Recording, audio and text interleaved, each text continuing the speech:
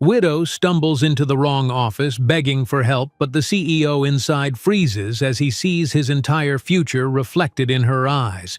But before we dive into the full story, let me know where you're watching from and what time it is. Now, subscribe to the channel, and let's get started. The rain was relentless, pounding against the windows of Alexandra Reed's tiny apartment as if trying to break in. She sat motionless at her kitchen table, staring at the final eviction notice that had arrived that morning. The bold red letters seemed to pulsate before her tired eyes. Final warning. Vacate within 48 hours. Her trembling fingers traced the edges of the paper, the fourth such notice she had received since Michael's death 6 months ago. The life insurance money had run out faster than she'd anticipated. Medical bills, funeral expenses, and the crushing weight of their mortgage had drained their modest savings within months. At 34, Alexandra found herself a widow, unemployed, and now soon to be homeless. She glanced at the small shrine she had created on the bookshelf, a framed photo of Michael in his army uniform, his medals displayed carefully beside it. His warm smile radiated from the photograph, a frozen moment of happiness that now felt like it belonged to someone else's life. "I don't know what to do anymore, Michael," she whispered to the empty room, her voice catching in her throat. The silence that answered was deafening. Alexandra had applied for every job she could find, but without a college degree and with a 5-year gap in her employment history from when she'd cared for Michael during his illness, no one seemed interested. Each rejection email or unanswered application chipped away at her already fragile hope. The rain continued its assault as Alexandra's eyes fell on the business card lying next to the eviction notice. James Winters, her neighbor had said, was a compassionate man despite his wealth and position. As the CEO of Winters Financial Solutions, he had apparently helped several of the community's families with emergency loans when banks had turned them away. "He's not like other corporate types," Mrs. Davenport from apartment 3B had insisted when pressing the card into Alexandra's reluctant hand. "His company has this special hardship program. Just go talk to him, dear. What do you have to lose?" What indeed? Alexandra thought, picking up the card with resignation. The embossed lettering caught the dim kitchen light. Winters Financial Solutions, 1200 Central Avenue, Suite 4502. Morning found Alexandra standing before her closet, surveying the few professional outfits that remained after selling most of her wardrobe at a desperate yard sale last month. She selected a navy blue blazer that had begun to fray slightly at the cuffs and a matching pencil skirt. The outfit had been her staple for parent-teacher conferences during her brief teaching career before Michael's diagnosis had forced her to become his full-time caregiver. The mirror reflected a woman she barely recognized. Dark circles shadowed her once bright green eyes, and her chestnut hair, which Michael had loved to run his fingers through, now hung limp and dull around her shoulders. She attempted to apply makeup with unsteady hands, trying to conceal the evidence of last night's tears. "It's just a meeting," she told her reflection. "Just a meeting that might save you from living in your car." The woman in the mirror didn't look convinced. The rain had given way to a gray, muggy morning by the time Alexandra arrived downtown. The Winters Financial Building loomed before her, a gleaming monolith of glass and steel stretching skyward. She clutched her worn leather purse containing the stack of documents that chronicled her financial ruin: bank statements, medical bills, the eviction notice, and a carefully prepared budget showing how she would repay any loan she might receive. The lobby was intimidating, all polished marble and security guards with stern expressions. Alexandra approached the reception desk, her heart hammering in her chest. The receptionist, a young woman with immaculate makeup and a perfectly pressed blouse, looked up with a practiced smile. "I have an appointment with Mr. Winters," Alexandra lied, the words sticking in her dry throat. Mrs. Davenport had suggested this approach, insisting it was the only way past the gatekeepers of such powerful men. The receptionist's fingers flew over her keyboard. "I don't see any appointments with Mr. Winters this morning. Are you sure you have the right day? Alexandra felt heat rising to her cheeks. I might have the time wrong. It's about the hardship program. She lowered her voice, shame coloring her words. Something like recognition flickered in the receptionist's eyes. Oh, you must mean our community assistance program. That's actually handled on the 38th floor, not here in the executive suites. She scribbled something on a small card. Take this to suite 3810. Someone there can help you. Relief washed over Alexandra as she thanked the woman and headed toward the bank of elevators. Inside, she pressed the button for the 38th floor and leaned against the wall, gathering her strength. The elevator was mercifully empty, allowing her a moment to compose herself.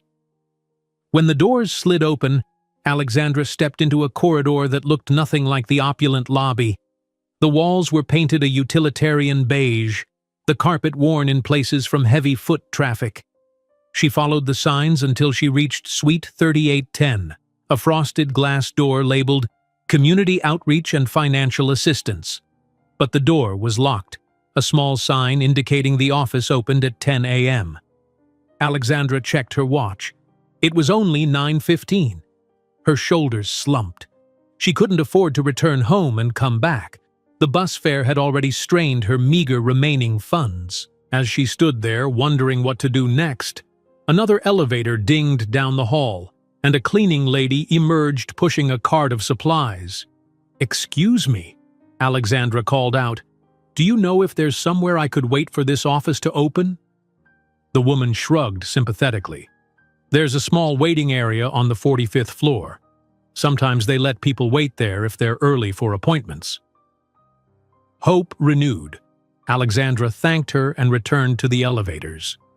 Inside, she pressed the button for floor 45, not noticing in her distraction that the button actually read 50, not 45. When the doors opened again, Alexandra stepped into a world that was clearly not a waiting area. The entire floor seemed to be a single vast office space, minimalist, elegant, and clearly expensive. Floor-to-ceiling windows offered a breathtaking view of the city, and original artwork adorned the walls. The reception desk was unmanned, and the space was eerily quiet. Alexandra hesitated, realizing her mistake. She was about to retreat back to the elevator when she heard voices coming from down a hallway to her right. Perhaps someone could direct her to the correct floor. Following the sound, she approached an open door at the end of the corridor. Inside, a man's voice was speaking firmly on what seemed to be a conference call. "The merger isn't up for negotiation, Richard. Either they accept our terms by end of business today, or we walk. I'm not interested in extending the deadline again." Alexandra knocked tentatively on the open door. "Excuse me, I'm sorry to interrupt." The words died in her throat as the man behind the desk looked up. Jonathan Winters was not what Alexandra had expected. Mrs. Davenport had described him as older, distinguished, but the man before her couldn't be much past 40. Tall and broad-shouldered, with dark hair silvering slightly at the temples, he had the kind of presence that commanded attention without effort. His tailored suit probably cost more than 3 months of Alexandra's former rent. But it was his eyes that arrested her, piercing blue and suddenly wide with shock as they locked onto her face. Jonathan Winters felt the world tilt beneath him as he stared at the woman in his doorway. The conference call continued in his ear, voices debating points of the merger, but they had faded to meaningless noise. "I'll call you back," he said abruptly, ending the call without waiting for a response. He couldn't tear his gaze away from her. It wasn't just that she was beautiful, though she undeniably was, despite the evident exhaustion etched on her features. It was something else entirely, a jolt of recognition so profound it left him breathless.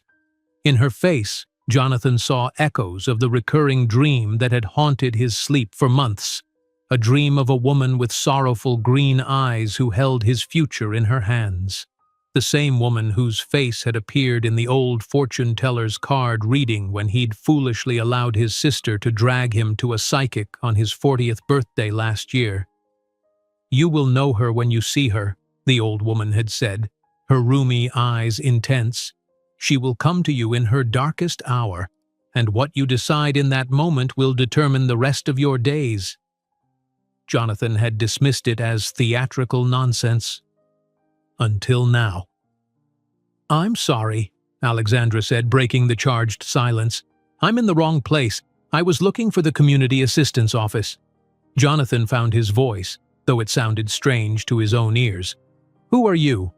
She shifted uncomfortably under his intense scrutiny. "Alexandra Reed.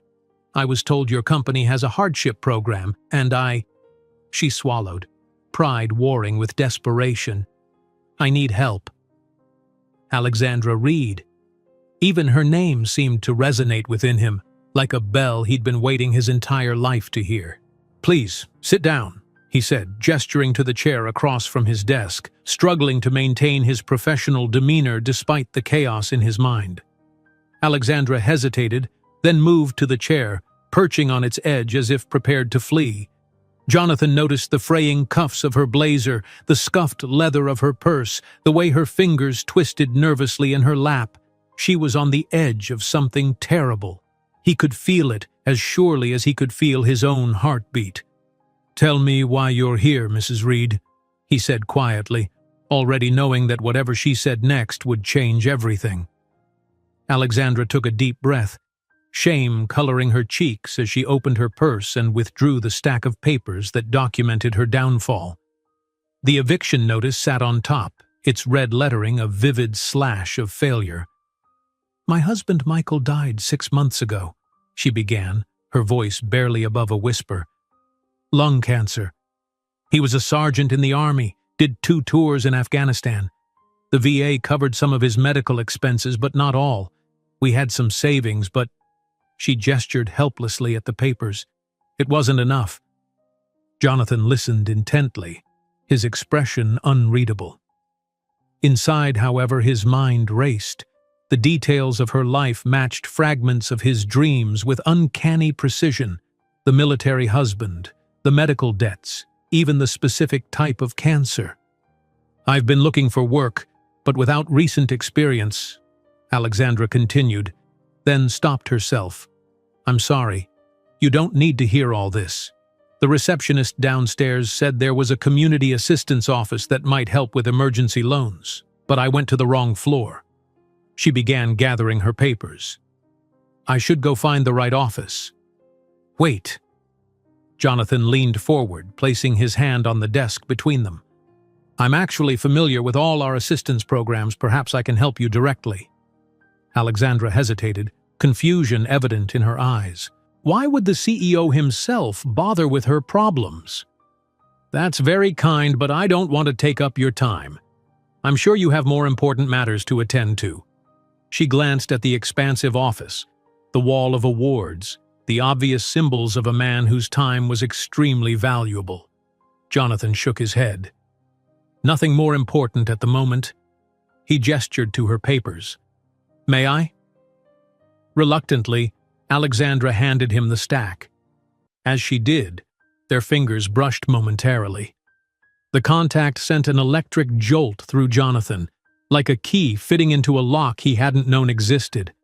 By the slight widening of her eyes, he suspected she had felt something too. He forced himself to focus on the documents, reviewing the evidence of Alexandra's increasingly desperate situation. Medical bills in the tens of thousands, bank statements showing accounts drained to their last dollars, the eviction notice giving her less than 2 days to vacate her apartment. "You have nowhere to go?" he asked, looking up from the papers. Alexandra shook her head. "My parents passed years ago. Michael was an only child. We moved around too much with his military postings to put down roots anywhere."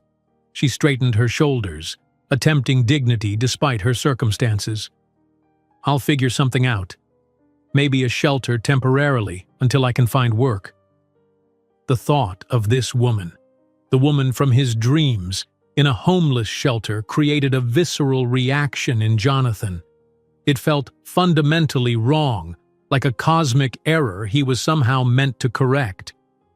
"That won't be necessary," he said, his tone firmer than he intended.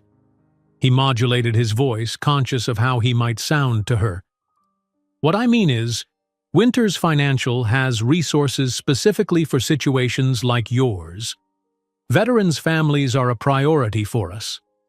It wasn't entirely a lie. His company did have veteran support initiatives, though they didn't typically involve the CEO personally intervening in individual cases. Alexandra studied him with a hint of suspicion. "Mrs. Davenport, my neighbor, mentioned a hardship loan program, but she made it sound more formal." "There are formal channels," Jonathan acknowledged, "but sometimes special circumstances warrant special attention." He was improvising now, letting instinct guide him. "Your husband served our country. The least we can do is ensure his widow isn't left without options." He pulled a legal pad toward him and began writing. "Here's what I propose. An immediate emergency grant to cover 3 months of rent at a new apartment, plus a stipend for basic necessities. No repayment required. Additionally, a low-interest loan to help you get back on your feet, with payments deferred until you secure employment." Alexandra's eyes widened as she processed his offer. "That's extremely generous, Mr. Winters, but why would you do this for a complete stranger?" Jonathan paused, knowing he couldn't tell her the real reason, that he'd been dreaming of her for months, that a fortune teller had predicted her arrival, that he somehow knew with bone-deep certainty that their meeting was fated. "Let's just say I believe in helping people who deserve a second chance." He slid the pad toward her, where he'd outlined the terms of his offer. "And please, call me Jonathan." Alexandra stared at the figures on the pad, tears welling in her eyes. The amount was far more generous than anything she had dared hope for. It would give her breathing room, time to rebuild her life. "I don't know what to say," she whispered, a single tear escaping to track down her cheek. Jonathan had to resist the urge to reach across the desk and brush it away. "Say yes. Let me help you." She looked up at him, studying his face as if searching for hidden motives. Whatever she saw there must have reassured her, because after a moment she nodded. "Yes, thank you." Jonathan felt a weight lift from his shoulders, as if he'd passed some crucial test. "Good. I'll have the paperwork drawn up immediately." He pressed the intercom button on his desk. "Lisa, could you come in, please?" A moment later, his assistant entered, an efficient woman in her 50s who had been with him since he'd founded the company. She showed no surprise at finding her boss in an unscheduled meeting, merely raising an eyebrow in silent inquiry. "Lisa, this is Alexandra Reed. Mrs. Reed will be the first recipient of our new Veterans Family Support Initiative. Please prepare the standard grant paperwork and a special circumstances loan agreement." He scribbled a few more notes on his pad and handed it to Lisa. "These are the terms, and please contact Rachel in HR. Mrs. Reed will need temporary housing arranged immediately." Lisa took the pad, her expression professional, though Alexandra could see the curiosity in her eyes. "Of course, Mr. Winters. Will there be anything else?" "Yes. Clear my schedule for the next 2 hours, and have lunch brought in for Mrs. Reed and myself." After Lisa departed, Alexandra shook her head in bewilderment. "You didn't have to do that. I don't want to disrupt your day." "You haven't," Jonathan assured her, though in truth she had disrupted far more than his day. She had disrupted his entire reality. "I have to eat lunch anyway. Might as well discuss the details of your situation while we do." Alexandra still seemed dazed by the sudden turn of events. "I don't understand why you're doing all this personally. Surely you have people who handle these matters." Jonathan considered his answer carefully. He couldn't tell her that the moment she'd appeared in his doorway, he'd known she was important, not just to his company or its charitable initiatives, but to him personally, in ways he didn't yet fully comprehend. "Sometimes the universe puts people in our path for a reason," he said finally. "I've learned to pay attention when that happens." The lunch arrived. an elegant spread of sandwiches, salads, and fruit delivered on actual china rather than in takeout containers. As they ate, Jonathan gently steered the conversation away from business matters, wanting to know more about the woman whose face had haunted his dreams. "Tell me about yourself," he said, "before all this happened." Alexandra looked surprised at the personal turn, but after a moment's hesitation began to speak. She told him about growing up in a small town in Ohio, about studying education in college and teaching second grade for several years. She described meeting Michael when he came to speak at a Veterans Day assembly at her school, their whirlwind romance and the challenges of military life. As she spoke, her face transformed, grief and exhaustion momentarily eclipsed by the light of happier memories. Jonathan found himself captivated not just by her story, but by the way she told it, with honesty, humor, and a resilience that shone through despite her current circumstances. "And what about you?" she asked eventually. "Your company is obviously successful, but the receptionist downstairs seemed surprised when I mentioned a hardship program. Is that new?" "The formal program is still in development," Jonathan improvised, "but the philosophy behind it isn't. My father was a contractor who built houses in working-class neighborhoods. He believed in giving people a hand up when they needed it. When I started this company, I promised myself I'd never forget where I came from." It was true, if not the complete explanation for his behavior today. His father's influence had shaped his business ethics, but nothing in his background could explain the instant, profound connection he felt to Alexandra Reed. Lisa returned with a folder of documents, interrupting their conversation. "The paperwork is ready for your review, Mr. Winters." Jonathan thanked her and took the folder. "These are the grant and loan agreements I mentioned," he said, sliding them across to Alexandra. "Take your time reading them. Ask any questions you have."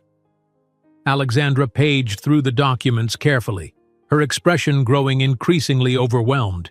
The terms were even more generous than what Jonathan had initially outlined. "This can't be standard," she said finally, looking up at him. "No financial institution offers terms like these." "As I said, special circumstances." Jonathan held her gaze steadily. "Is there a problem with any of the provisions?" She shook her head slowly. "No, it's just—" She took a deep breath. "It feels too good to be true. In my experience, when something seems that way, it usually is." The wariness in her eyes told Jonathan she'd been hurt before, had learned the hard way that unexpected generosity often came with hidden costs. He needed her to trust him, though he barely understood himself why it mattered so much. "I understand your hesitation," he said quietly. "But sometimes, Mrs. Reed, Alexandra, good things do happen, even to people who've had more than their share of hardship." She studied his face for a long moment as if trying to read his true intentions. Whatever she saw there must have reassured her, because she picked up the pen Lisa had provided and signed each document where indicated. As she handed them back, Jonathan felt something shift between them, the beginning of trust, fragile but real. "Thank you," she said simply.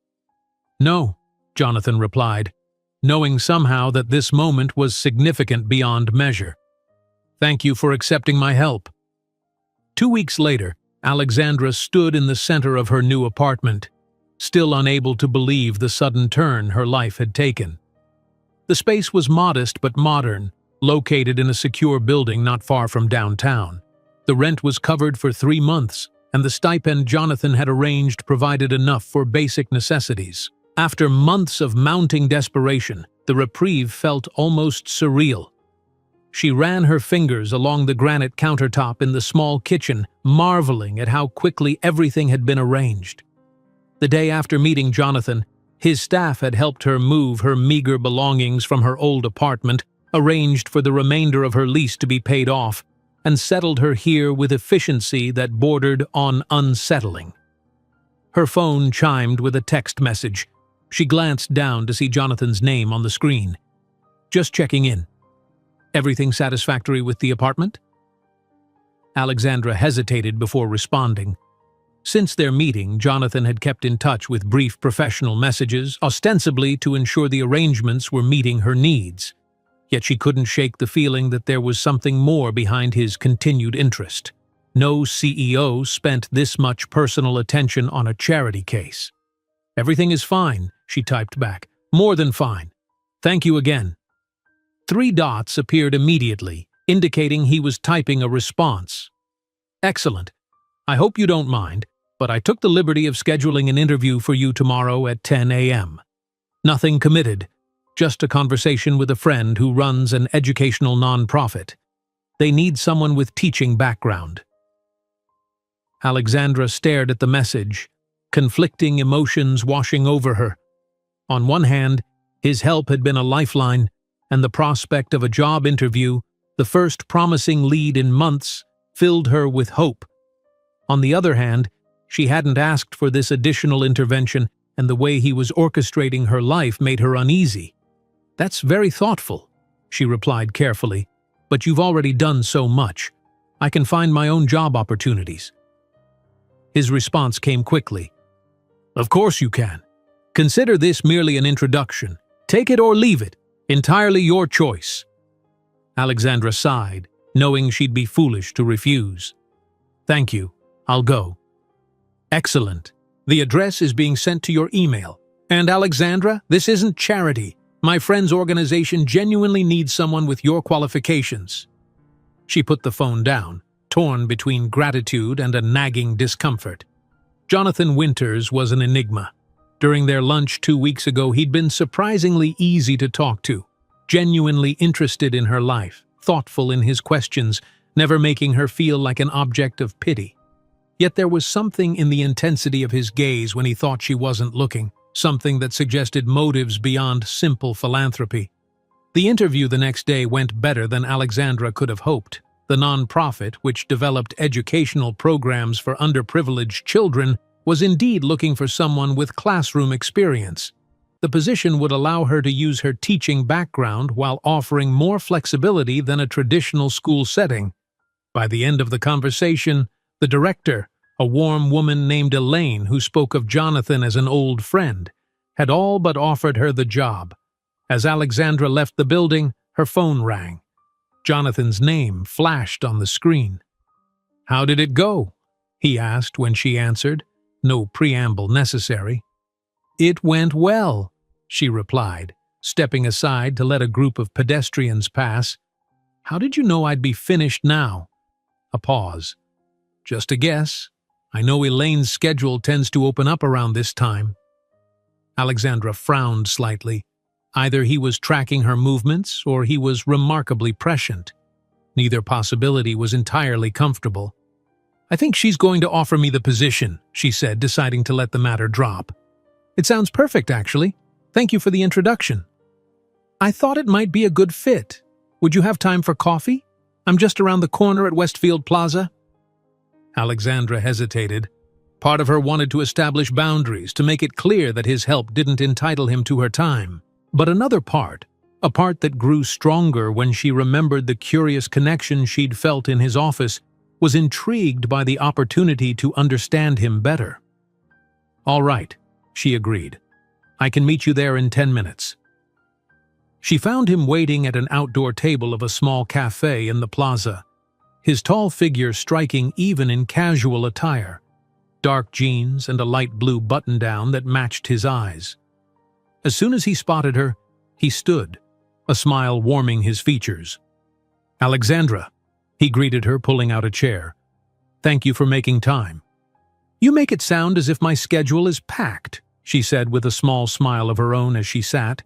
"I think we both know who's doing a favor for whom here." Jonathan signaled a waiter who appeared instantly. "What would you like? Their lavender latte is exceptional." After they ordered, the recommended latte for her, black coffee for him, an awkward silence fell. Alexandra studied him openly, noticing the subtle signs of fatigue around his eyes. "You look tired," she observed. He seemed surprised by her directness. "Do I? I suppose I am. I haven't been sleeping well lately." "Business troubles?" "No, nothing like that." He paused as the waiter delivered their drinks. Dreams, actually. Vivid ones that leave me more exhausted than when I went to bed. Alexandra wrapped her hands around the warm mug. What kind of dreams? Something flashed in his eyes. Hesitation, perhaps, or caution. Various things? Nothing important? He changed the subject. Tell me about the interview. What would your responsibilities be? As Alexandra described the position, Jonathan listened with genuine interest, asking thoughtful questions about the nonprofit's mission and her perspective on educational equity. The conversation flowed easily, touching on subjects from urban education policy to their shared love of classic literature. You're not what I expected, Alexandra admitted after nearly an hour had passed. Oh? What did you expect? I don't know. Someone more, she gestured vaguely, corporate, less interested in the human side of things. Jonathan smiled, a hint of sadness in his expression. People often confuse success with callousness, as if gaining wealth necessarily means losing compassion. My father would have been disappointed if that had happened to me. You mentioned him before. He sounds like he was a good man. The best I've known. Jonathan's gaze grew distant. He built our family business from nothing, working with his hands until the day he died. He taught me that real wealth isn't measured in dollars. Yet you've accumulated quite a few of those, Alexandra observed, a teasing note in her voice. Jonathan's laugh was genuine. True enough, but I try to use them for more than just acquiring more. Their coffee cups long empty, they finally prepared to leave. As Alexandra gathered her purse, Jonathan hesitated, then spoke quickly, as if afraid he might lose his nerve. I'm hosting a charity gala this Saturday for the Children's Medical Research Foundation. Would you consider attending? As my guest? Alexandra froze, caught off guard by the invitation. As your guest? I don't have anything appropriate to wear to a gala. That's easily remedied, he said, then immediately seemed to regret his words. I'm sorry, that sounded presumptuous.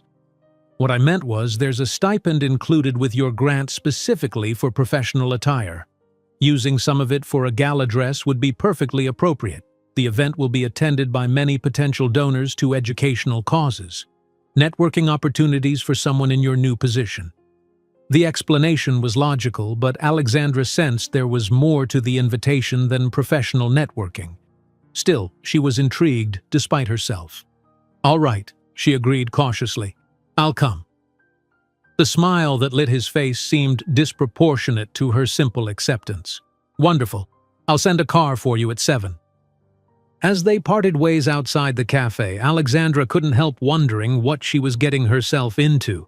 Jonathan Winters was becoming more, not less, enigmatic with each interaction, and yet she couldn't deny a growing curiosity, even attraction, that made her want to understand the mystery behind his intense blue eyes. Back in her office, Jonathan found himself staring out the window, lost in thought.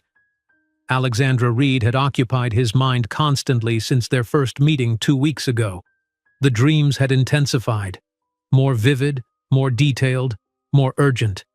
In last night's dream, he'd seen Alexandra in a midnight blue dress, standing beneath a crystal chandelier, her eyes reflecting both sorrow and hope. Around her neck had been a pendant, a teardrop-shaped emerald that matched her eyes. In the dream, he had known with inexplicable certainty that the pendant was significant, though he didn't understand why. On impulse, Jonathan reached for his phone and called his grandmother's former assistant, now the curator of the Winters family collection. Margaret, do you remember my grandmother's emerald pendant? The teardrop one? Of course, Margaret replied. It's in the vault with her other pieces. Your grandmother always said it was meant for your future wife, though she never explained why she was so certain about that.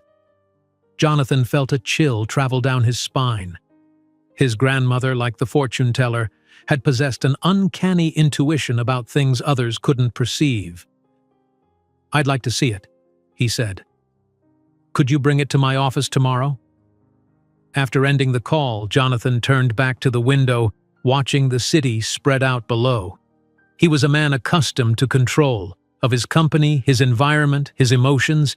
Yet since Alexandra Reed had walked into his office, he'd felt increasingly as if he were being swept along by currents he couldn't see or understand. The rational part of his mind warned caution. He knew almost nothing about this woman. His behavior, arranging her housing, securing her a job interview, inviting her to the gala, could easily be interpreted as inappropriate, perhaps even obsessive. If any of his executives had acted this way toward a woman who came seeking financial assistance, he would have seriously questioned their judgment.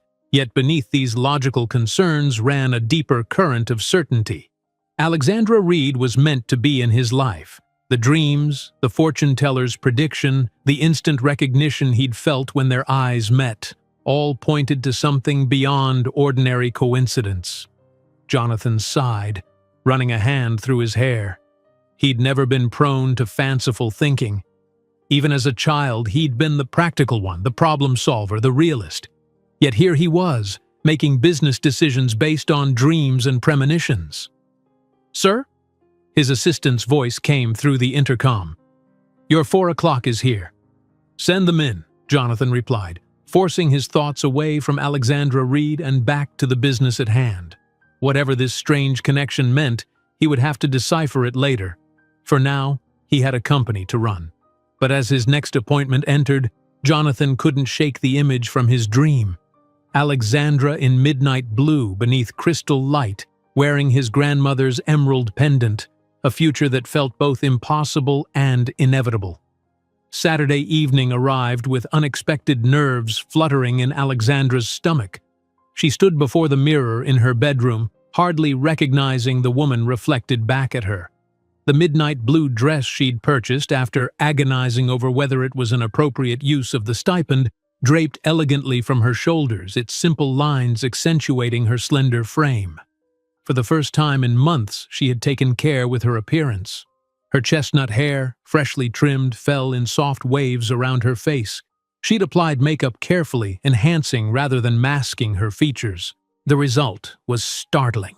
Not because she looked dramatically different, but because she looked like herself again, like the woman she had been before grief and poverty had hollowed her out. "What am I doing?" she whispered to her reflection, doubt creeping in. Was she being naive, reading too much into Jonathan's attention? Perhaps this was simply how the ultra-wealthy assuaged their guilt, adopting a charity case, playing benefactor, then moving on once the novelty wore off. Yet something about Jonathan Winters defied such simple explanations. The intensity in his eyes when he looked at her, the careful attention he paid to her words, the way he sometimes seemed to be searching for something in her face, it all hinted at motivations more complex than mere philanthropy. Her phone chimed with a text message. "The car is waiting downstairs whenever you're ready. No rush. Jay." Taking a deep breath, Alexandra gathered her small clutch purse and the wrap that matched her dress. Whatever this evening held, she would face it with the dignity she'd fought to maintain through her darkest days.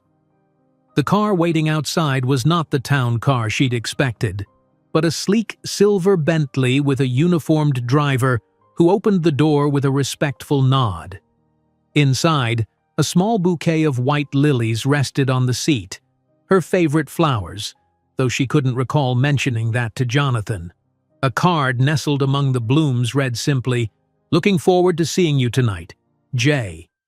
The drive to the gala venue, an historic hotel in the heart of downtown, took only 20 minutes, but it felt to Alexandra like crossing into another world. As the Bentley pulled up to the entrance, she saw couples in formal attire ascending the carpeted steps, the women adorned in jewels that caught the light from crystal chandeliers visible through the grand doors. Her driver came around to open her door. "Mr. Winters asked me to escort you to the ballroom, ma'am. He's been delayed slightly, but we'll meet you inside." Alexandra nodded, grateful for the guidance as she entered the opulent lobby. They passed through corridors lined with artwork and fresh flowers until they reached a set of double doors where attendants checked invitations. The driver murmured something to one of them, who immediately ushered Alexandra through. The ballroom took her breath away. Soaring ceilings with intricate moldings, walls paneled in pale gold, and those enormous crystal chandeliers she'd glimpsed from outside. It was like stepping into a scene from another era. Round tables draped in ivory linen surrounded a central dance floor, each table adorned with elaborate floral arrangements and glittering place settings. Along one wall, a string quartet played classical music that floated above the gentle hum of conversation. "Mrs. Reed." Alexandra turned to find a woman in a sleek black dress approaching, hand outstretched. "I'm Lisa Hartman, Jonathan's executive assistant. We spoke on the phone about your housing arrangements. He asked me to look after you until he arrives." She gestured to a nearby server carrying champagne flutes. "Would you care for a drink?" "Thank you." Alexandra accepted both the champagne and the company, relieved not to be standing alone. "This is quite an event." Lisa nodded. The Children's Medical Research Foundation is one of Jonathan's personal priorities. This gala raises millions each year for pediatric cancer research. As they spoke, Alexandra became aware of curious glances from nearby guests. One elegantly dressed woman whispered something to her companion while looking directly at Alexandra, making no attempt to disguise her interest. "People are staring," Alexandra murmured to Lisa. The assistant gave a small smile. "Jonathan rarely brings a date to these functions. You're a subject of curiosity." "I'm not his date," Alexandra corrected quickly, feeling heat rise to her cheeks. "I'm just a guest." Lisa's expression suggested she found the distinction dubious but was too professional to say so. "Of course." "Ah, here he is." Alexandra turned to see Jonathan entering the ballroom, commanding attention without apparent effort. In his impeccably tailored tuxedo, he moved with a natural authority that parted the crowd before him. Several people attempted to engage him, but he paused only briefly with each, his gaze scanning the room until it landed on her. The moment their eyes met, a peculiar stillness seemed to fall over the ballroom, at least in Alexandra's perception.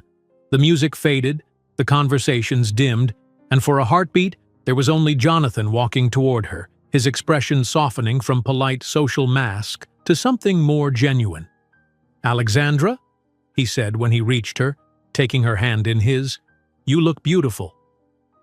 The simple compliment, spoken with such evident sincerity, caught her off guard. "Thank you. So does all this." She gestured to the magnificent surroundings. "It's incredible." Lisa discreetly excused herself, leaving them alone amid the crowd. "I'm sorry I wasn't here when you arrived," Jonathan said. "Board meeting ran long, but I see Lisa took good care of you." "She did, though she got the impression I was your date." Alexandra gave a nervous laugh. "I corrected her, of course." Something flashed in Jonathan's eyes. Disappointment, perhaps? But his voice remained light. "People will assume what they want. Does it bother you?" Before she could answer, they were interrupted by an older couple. "Jonathan, darling," the woman said, air-kissing his cheek, "you've been holding out on us.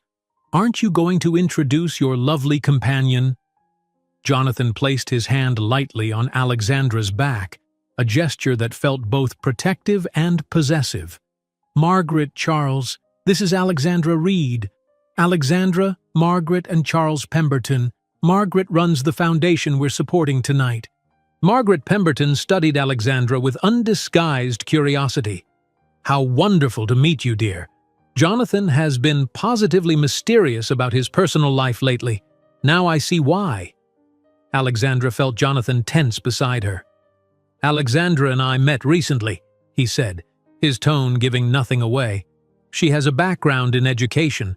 I thought she might be interested in the Foundation's outreach programs for children undergoing treatment." The explanation was smooth and plausible, diffusing Margaret's insinuation without directly contradicting it. The older woman seemed momentarily disappointed, but recovered quickly, launching into a description of the Foundation's work. As they conversed, Alexandra found herself watching Jonathan as much as listening to Margaret, The easy confidence with which he navigated the social currents, the genuine passion that animated his features when discussing the Foundation's research breakthroughs, the subtle ways he included her in the conversation, all revealed dimensions of him she hadn't glimpsed in their previous meetings. The evening progressed with dinner at a table near the front of the room, where Alexandra was seated between Jonathan and a neurosurgeon whose work was funded by the Foundation.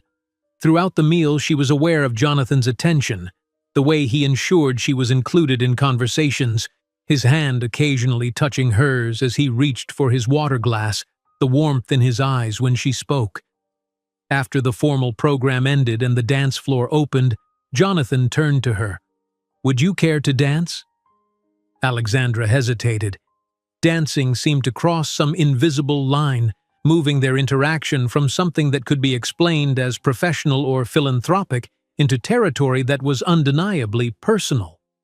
Yet when Jonathan extended his hand, she found herself placing hers in it, allowing him to lead her to the center of the floor. As his arm encircled her waist and he drew her into a traditional waltz, she was struck by how natural it felt to be in his embrace.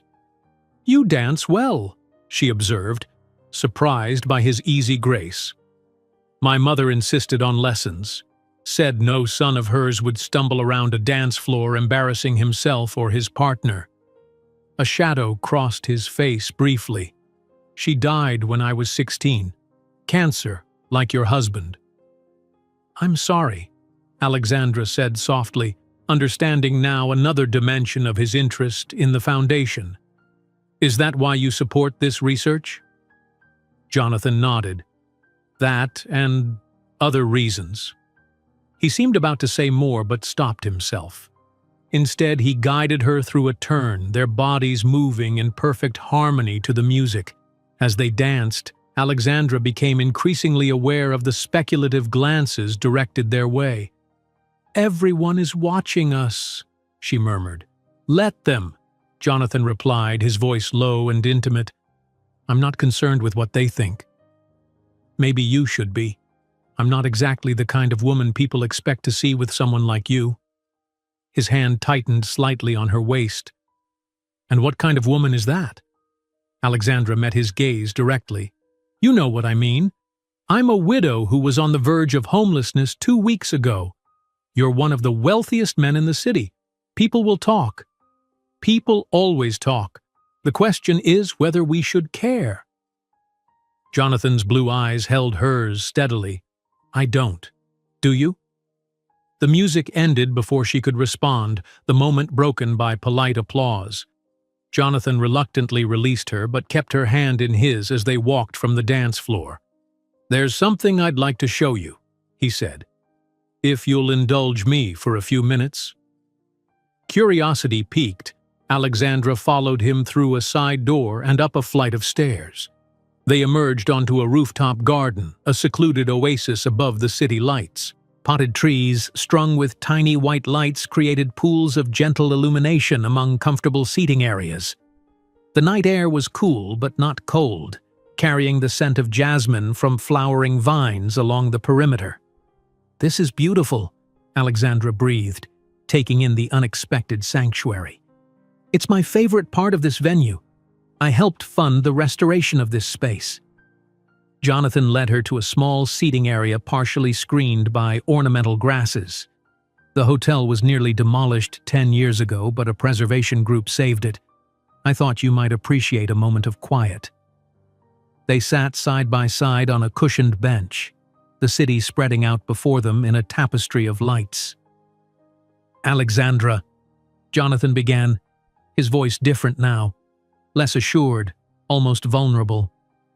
"There's something I need to tell you, something that may sound strange." She turned to face him, struck by the unusual uncertainty in his expression. "What is it?" Jonathan reached into his pocket and withdrew a small velvet box. "Before I explain, I want to give you this, not as payment or obligation, but as something I believe was meant for you." With a sense of unreality, Alexandra watched as he opened the box to reveal a pendant, an exquisite teardrop-shaped emerald suspended from a delicate platinum chain. The stone caught the subtle light, glowing with an inner fire that matched the color of her eyes. "Jonathan, I can't accept this," she protested, though something in her responded to the jewel with inexplicable recognition.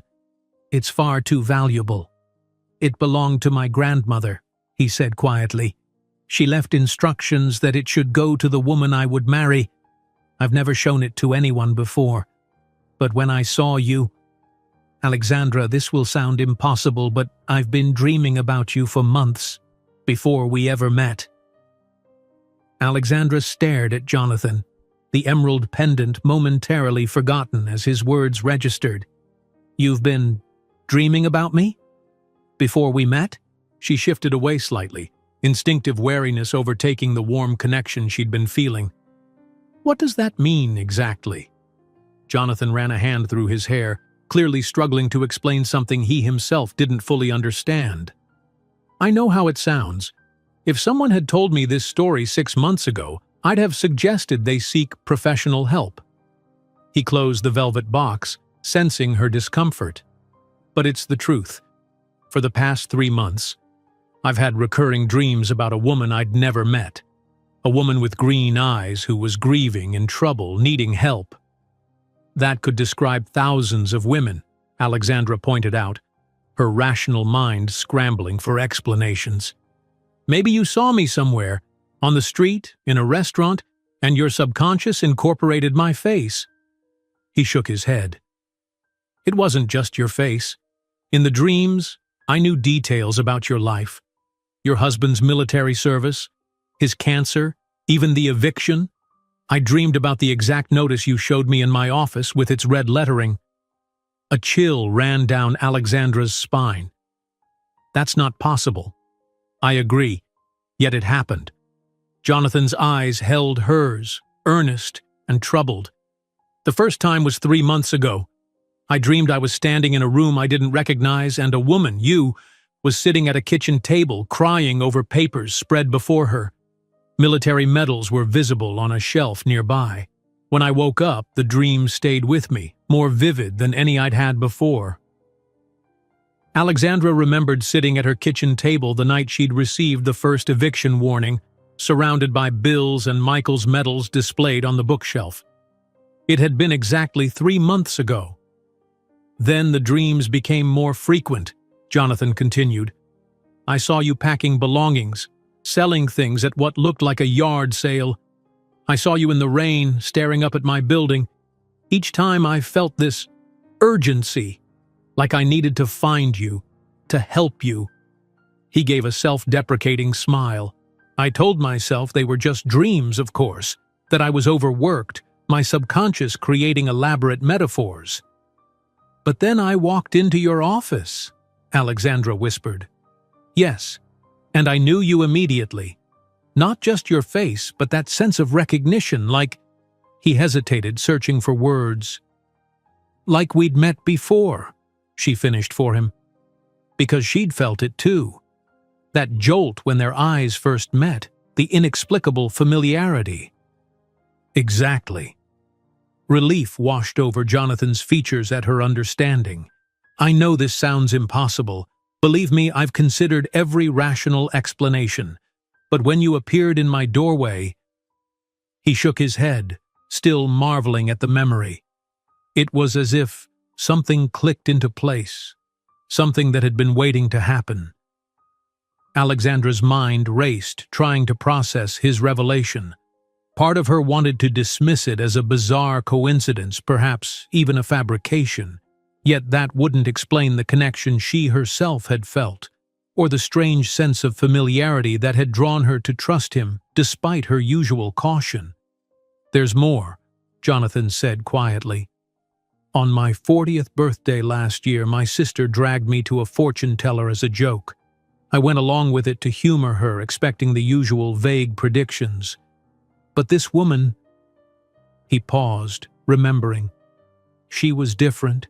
She took my hand, then suddenly went very still.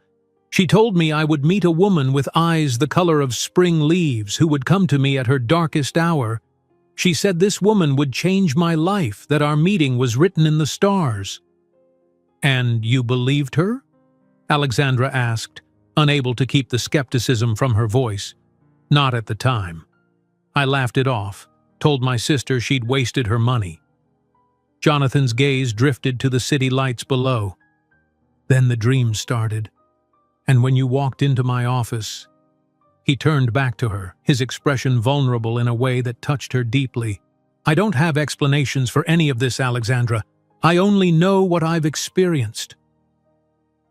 Alexandra looked down at the velvet box in his hand, then back to his face. Whatever was happening between them defied rational understanding, yet she couldn't deny her own feelings, the pull she felt toward this man who had appeared in her life like an answer to prayers she hadn't dared to voice. "May I?" she asked softly, indicating the pendant. Jonathan opened the box again, carefully removing the emerald necklace. My grandmother treasured this. Family legend says it came from a European noble family who fled during one of the world wars. She insisted it had special properties, that it could recognize its rightful owner. He gave a small, embarrassed smile. Another story I never really believed. As he held it up, the emerald caught the light, seeming to glow from within. Alexandra found herself mesmerized by its depths, feeling an inexplicable connection to the jewel.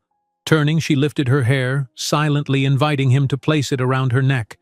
Jonathan's fingers brushed the sensitive skin at her nape as he fastened the clasp. The pendant settled just below her collarbone, its weight both unfamiliar and somehow right. The stone was cool at first, but quickly warmed against her skin. "It matches your eyes perfectly," Jonathan said, his voice husky with emotion. "As if it were made for you." Alexandra touched the pendant gently, a strange sensation washing over her, like remembering something she'd never actually experienced. "In your dreams?" she asked hesitantly. "Was I wearing this?" Jonathan's breath caught. "Yes. In the most recent one, the night before the gala, you were wearing a midnight blue dress, standing beneath crystal chandeliers with this pendant at your throat." Alexandra felt lightheaded, the rooftop garden seeming to shift slightly around her. This was beyond coincidence, beyond rational explanation. "Jonathan, I don't know what to make of all this. It's overwhelming," he finished for her. "I know, I've had months to process it and I still don't fully understand." He took her hand, his touch grounding her. "I'm not asking you to believe everything at once. I'm not even sure what I believe. I only know that meeting you feels significant in a way nothing else in my life has." Alexandra looked into his eyes, seeing the earnest vulnerability there. Whatever was happening between them, Jonathan was as much caught in its current as she was. This wasn't some elaborate manipulation or fantasy. He was genuinely trying to make sense of an inexplicable connection, just as she was. "I felt it too," she admitted finally. "Not dreams, but when I walked into your office, there was a moment of recognition, like finding something I didn't know I'd lost." She gave a small laugh. "I thought I was just overwhelmed by my circumstances or grateful for your help." "And now?" Jonathan asked softly. Alexandra touched the pendant again, feeling its warm weight. "Now I don't know what to think, but I can't deny there's something here I can't explain." A comfortable silence fell between them, the city lights twinkling below as they sat side by side, processing the strangeness of their situation. After a few minutes, Jonathan spoke again, his voice more measured. "I want you to know something, Alexandra. Whatever this connection between us means, it doesn't change the fact that any relationship has to develop naturally, in its own time. I don't expect you to feel obligated because of dreams or pendants or fortune tellers. Your husband's only been gone 6 months. You're still grieving, still finding your footing." The mention of Michael sent a familiar pang through Alexandra's heart, yet it was different now, a softer ache, rather than the raw wound it had been. "I'll always love him," she said quietly. "That doesn't just disappear." "I would never want it to," Jonathan assured her. "Love isn't something that should be erased or replaced. It becomes part of who we are." His understanding touched her deeply. So many people had awkwardly avoided mentioning Michael, as if speaking his name might shatter her. Jonathan's acknowledgement of her loss and his respect for the love she still carried revealed a depth of empathy she hadn't expected. "Thank you for that," she said softly. Then, lightening her tone slightly, "This has to be the strangest conversation I've ever had on a first date, if that's what this is." Jonathan smiled, relief evident in his expression at her tentative joke. "I believe it officially qualifies as a date when one party reveals prophetic dreams about the other. It's in the rule book somewhere." Alexandra laughed, grateful for the break in tension. "Well, in that case, I should tell you that normal dating protocol usually doesn't involve priceless family heirlooms on the first outing." "I've never been very good at following protocol," Jonathan admitted, his smile turning rueful. "My board of directors would confirm that."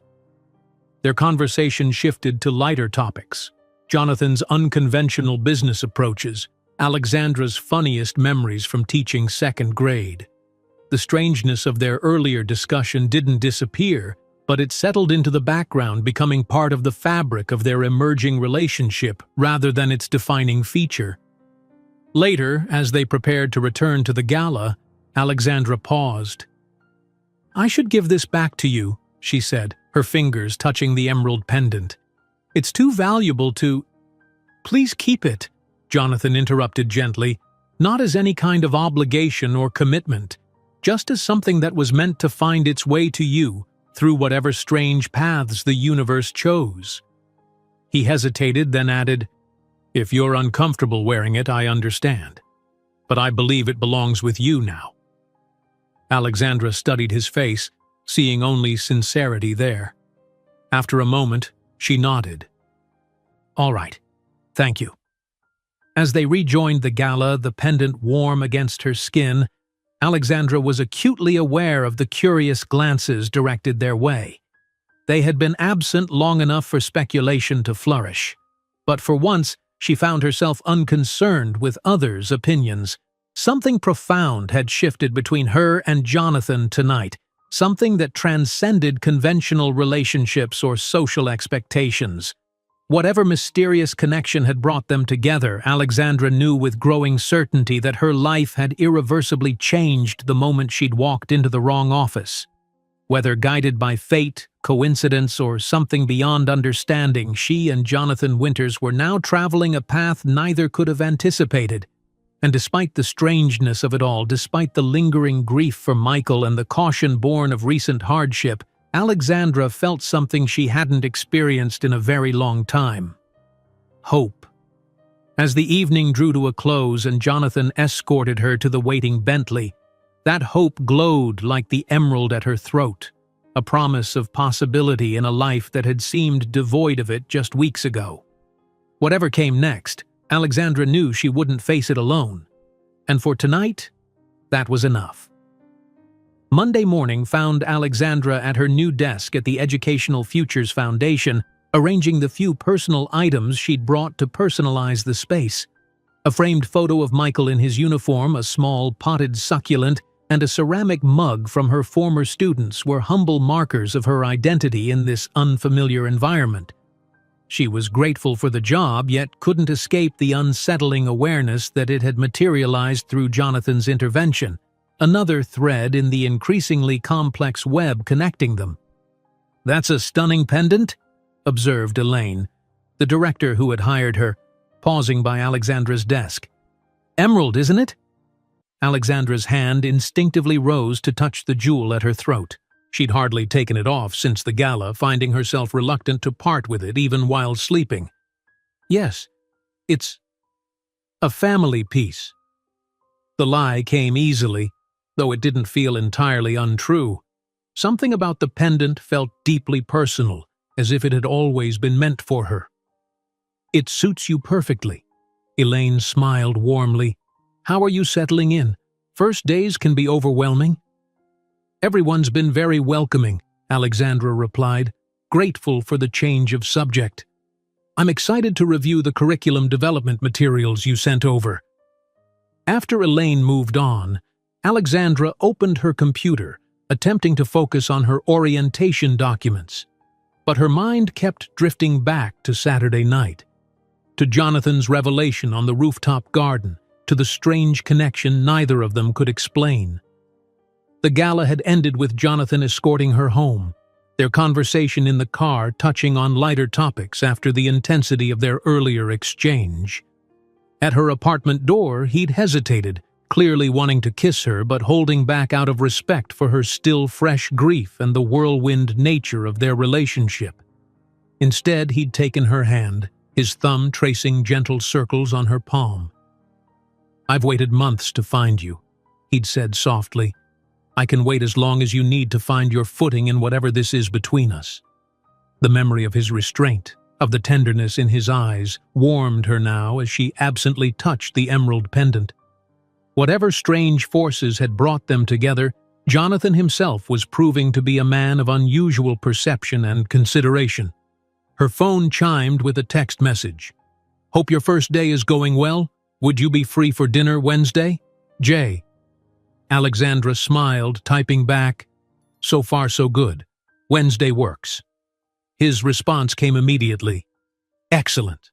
I'll pick you up at 7. Casual this time. No galas or rooftop revelations, I promise." The lightness of his tone made her chuckle. For someone supposedly guided by mystical dreams, Jonathan maintained a refreshing self-awareness about the strangeness of their situation. The rest of her day passed in a productive blur of introductions, orientations, and preliminary work on a new after-school program for children in underserved communities. By late afternoon, Alexandra felt genuinely excited about the role, not just grateful for the employment, but intellectually engaged with the Foundation's mission in a way that reminded her why she'd chosen education as her field. As she gathered her things to leave, Elaine appeared at her desk again. "A few of us usually grab drinks on Monday evenings at the place around the corner. Would you care to join us? It's a nice way to get to know the team informally." Alexandra hesitated only briefly before accepting. After months of isolation during Michael's illness and the subsequent financial crisis, the prospect of normal social interaction was appealing. The bar was a cozy gastro-pub with exposed brick walls and soft lighting. Alexandra settled into a booth with Elaine and 3 colleagues, ordering a glass of wine and making an effort to engage in the friendly conversation that flowed around her. It felt foreign, yet familiar. This ritual of after-work socializing that had been part of her life before everything had fallen apart. "So how did you hear about our opening?" asked David, the Foundation's grant writer. "Elaine said you came highly recommended, but she's been mysterious about the source." Alexandra took a sip of wine, unsure how to answer. Before she could formulate a response, Elaine intervened. "Jonathan Winters is an old friend and major donor," she explained matter-of-factly. "He mentioned Alexandra might be a good fit for our curriculum development position." "Jonathan Winters?" David's eyebrows rose. "As in Winters Financial? How do you know him?" Alexandra felt heat rising to her cheeks. "We met recently through mutual connections." The vague explanation felt inadequate even to her own ears. "Well, any friend of Jonathan's is welcome here," Elaine said smoothly, redirecting the conversation. But Alexandra noticed the curious glances exchanged by her colleagues, sensing there was more to the story. Later, as they were preparing to leave, Elaine drew Alexandra aside. "I hope I didn't make you uncomfortable earlier. Jonathan called me personally about you, which is unusual. He's been a supporter of our work for years, but he's never involved himself in hiring decisions before." Alexandra nodded, unsure how to respond. How could she explain what she herself didn't fully understand? "Whatever your connection to him," Elaine continued with gentle frankness, "I want you to know you were hired on your own merits. Your experience and ideas impressed me, regardless of who made the introduction." "Thank you for saying that," Alexandra replied, relieved.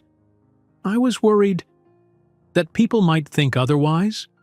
Elaine smiled knowingly. "Office gossip is inevitable, but it fades quickly when overshadowed by good work, which I'm confident you'll provide." The conversation left Alexandra with mixed feelings as she made her way home through the evening streets. On one hand, she was reassured that her position was based on genuine qualifications. On the other, the reality of her connection to Jonathan and its potential to complicate her professional life was becoming increasingly apparent. At her apartment, she found a package waiting at her door, a slender box with no return address. Inside was a leather-bound journal with creamy blank pages and an antique-looking fountain pen. A note in Jonathan's distinctive handwriting read, "For recording dreams, coincidences, or whatever other mysteries the universe might send our way. Sometimes writing things down helps make sense of them. Chase." The thoughtfulness of the gift touched her deeply. She carried it to her small dining table, running her fingers over the smooth leather cover. Opening to the first page, she uncapped the pen and began to write, letting her thoughts flow freely about the strange events of the past weeks. As she wrote about the pendant, a curious impulse led her to research its history. Setting the journal aside, she opened her laptop and began searching for information about emeralds with special properties or legends. Most of what she found was general gemstone lore, emeralds representing rebirth and wisdom associated with the heart chakra and healing. Nothing that explained the inexplicable connection she felt to Jonathan's grandmother's pendant. On impulse, she typed "Winters Family Emerald" into the search bar. To her surprise, several results appeared, old newspaper articles mentioning a Winters emerald in society pages from decades earlier. She clicked on the first link, finding a digitized article from 1967 with a grainy photo of a woman she assumed was Jonathan's grandmother at a charity event, wearing what appeared to be the same pendant. The caption identified her as Mrs. Eleanor Winters, wearing the family's famous fate stone, said to find its way to those destined for the Winters lineage. Alexandra's breath caught. Fate stone? She clicked through to more articles, finding fragmentary references to a family legend that the emerald had magical properties, supposedly able to identify the true love of a Winters heir. A chill ran down her spine as she read a quote from Eleanor Winters herself in a 1978 interview. "The emerald has been in our family for generations. It's said to grow warm when worn by the person destined to marry into our line. My husband's grandmother gave it to me the moment we met, claiming it had heated in her jewelry box the very day we were introduced." Alexandra's hand rose unconsciously to the pendant at her throat, acutely aware of its warmth against her skin.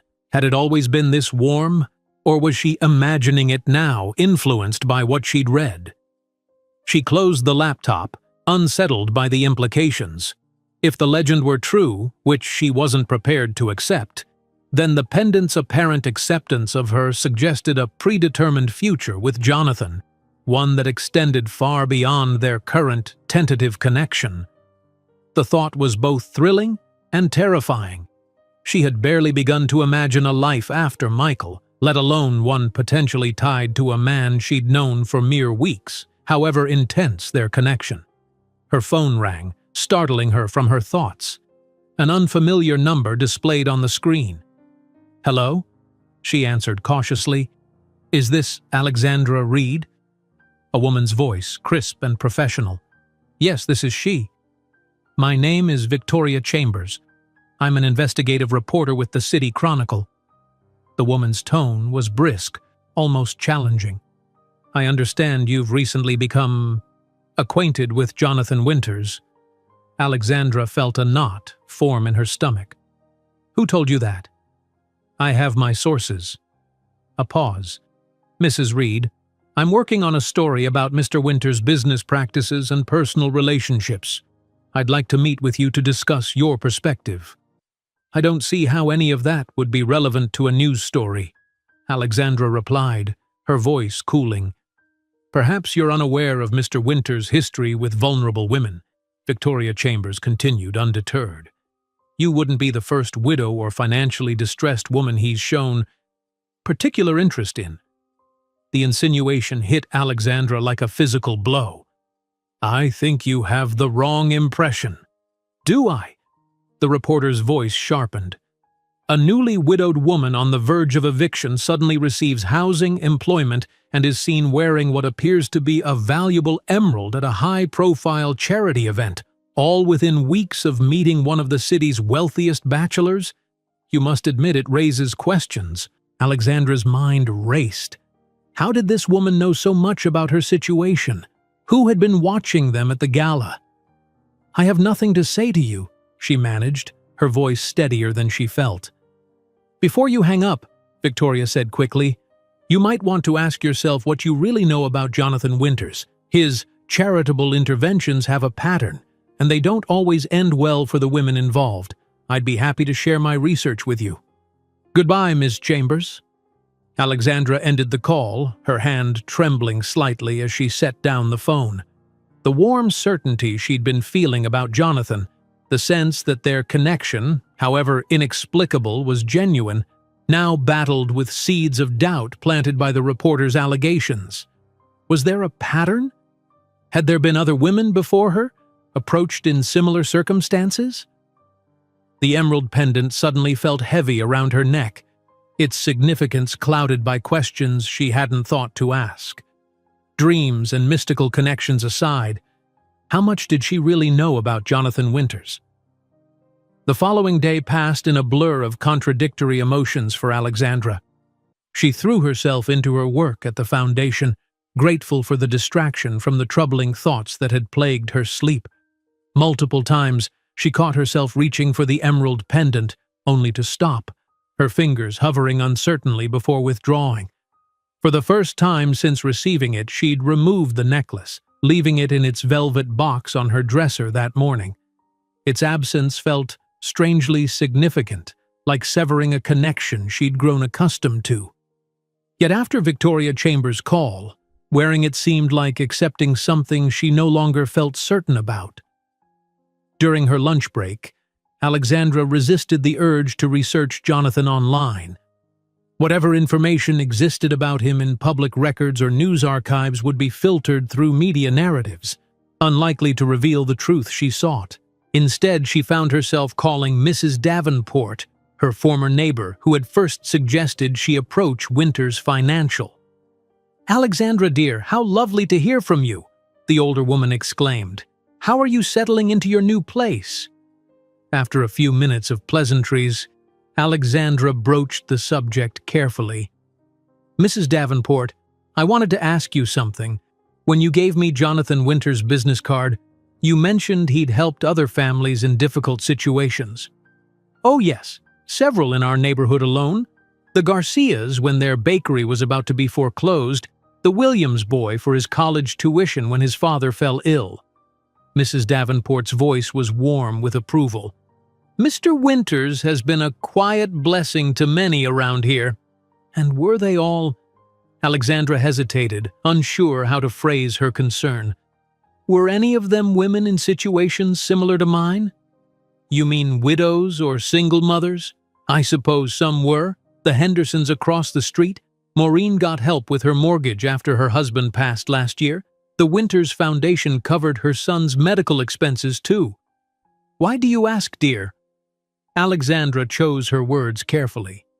"Someone suggested to me that Mr. Winters has a pattern of approaching women in vulnerable positions. I was wondering if you'd heard anything like that."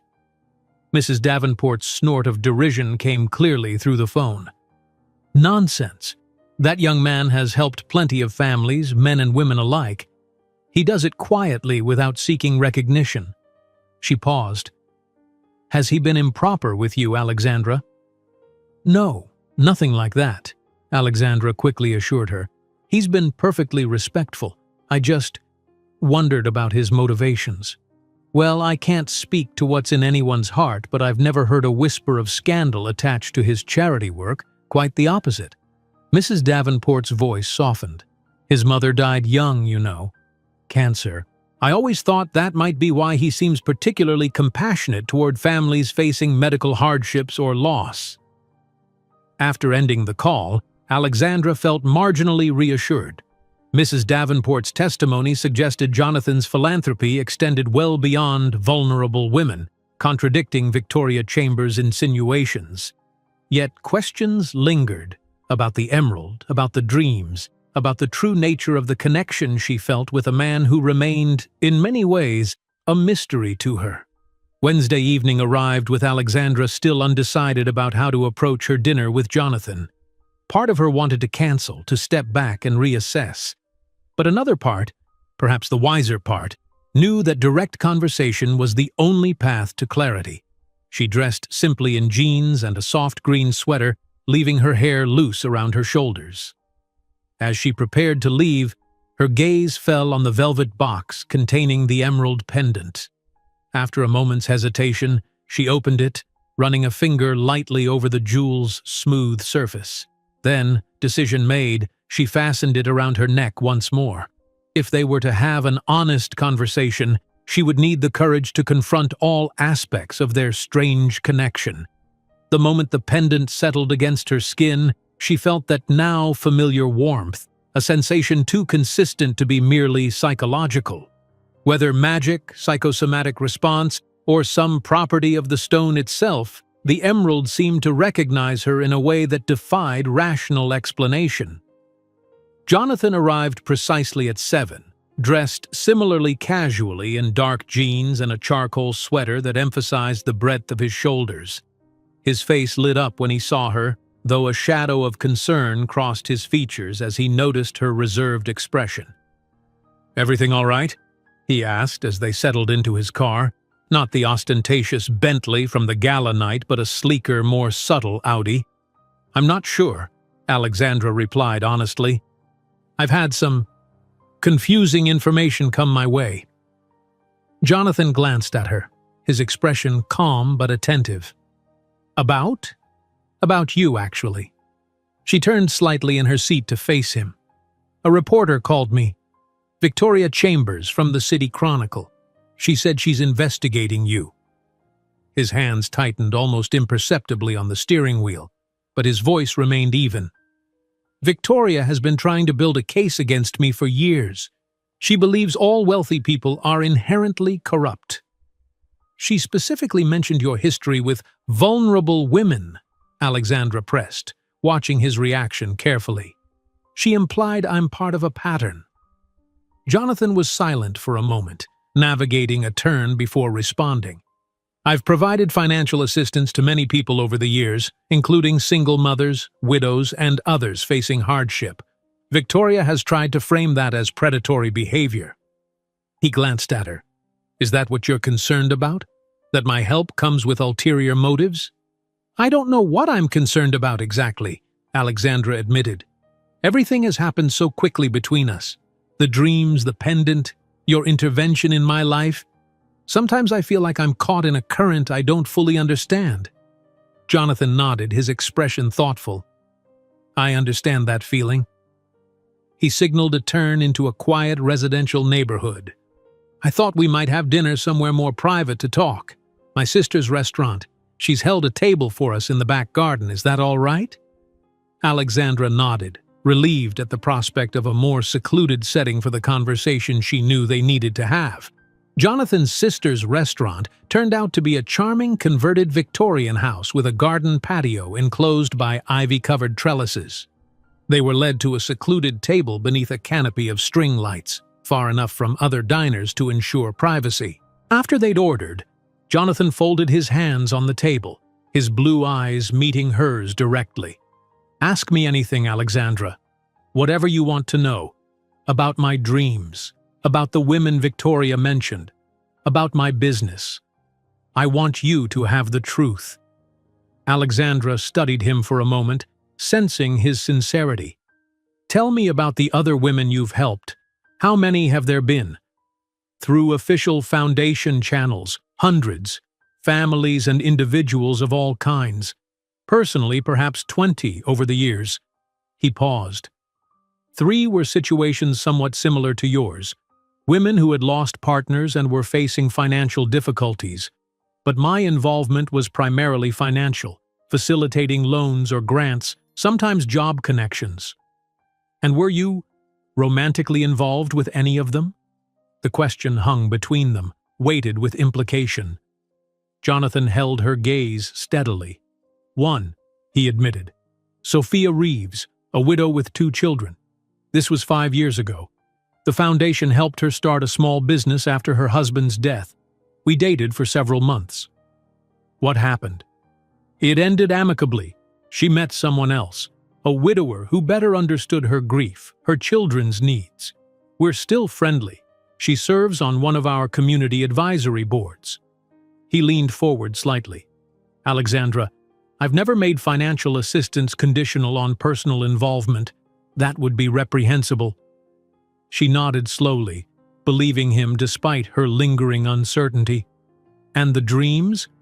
Have you ever had similar experiences with anyone else? Jonathan shook his head firmly. Never! What's happening between us is entirely unique in my experience. He hesitated, then continued. After you left that first day in my office, I called the fortune teller, Madame Elena. I wanted to understand what was happening. She told me some people share a connection across multiple lifetimes, that dreams can sometimes be glimpses across that boundary. Alexandra felt a flutter of recognition at his words. While she didn't necessarily believe in past lives, the concept resonated with the inexplicable familiarity she'd felt with Jonathan from their first meeting. The emerald, she said, touching the pendant at her throat. I researched it. Your family calls it the Fate Stone. Jonathan looked surprised. You found references to that? It's not something we publicize. Old newspaper articles. Your grandmother mentioned it in an interview once. Alexandra met his gaze. Is it true it supposedly warms when worn by someone destined for your family? A flush crept up Jonathan's neck. Family legends tend to get romanticized over time, he said diplomatically. My grandmother was particularly fond of that story. But you gave it to me, Alexandra pointed out, after dreaming of me wearing it. That suggests you put some stock in the legend. Jonathan was silent for a moment, considering his response. I gave it to you because it felt right, he said finally. Whether that's fate, intuition, or simply my own desire to see you wear something that matches your eyes so perfectly, I can't say with certainty. His expression became vulnerable. What I do know is that nothing in my life has felt as significant as meeting you. Their meals arrived, providing a brief reprieve from the intensity of their conversation. As they ate, Alexandra found herself studying Jonathan, the thoughtful way he listened, the quiet confidence that seemed less about wealth or status and more about inner certainty, the occasional flashes of humor that lightened his otherwise serious demeanor. Whatever Victoria Chambers might suspect, this did not seem like a man with predatory intentions or hidden agendas. Yet the reporter's assertions had served a purpose, forcing Alexandra to consider questions she might otherwise have overlooked in the whirlwind of their connection. There's something else, she said as they finished their meal. Something I haven't told you. She took a deep breath. The night before I came to your office, I had a dream about you. Jonathan's fork paused halfway to his mouth. What? I didn't recognize it until recently, looking back. But I dreamed of a man with your eyes, standing in an office with floor-to-ceiling windows. She shook her head wonderingly. I remember feeling safe in the dream, like I'd found sanctuary. I dismissed it when I woke up, just my mind processing my financial worries, but now… Jonathan set down his fork, his expression a mixture of astonishment and vindication. You dreamed of me, too. Just once, not repeatedly like you, and I didn't recognize you immediately the way you did me. Alexandra twisted her napkin nervously. But yes, I think I did. That changes things, doesn't it? Jonathan said softly.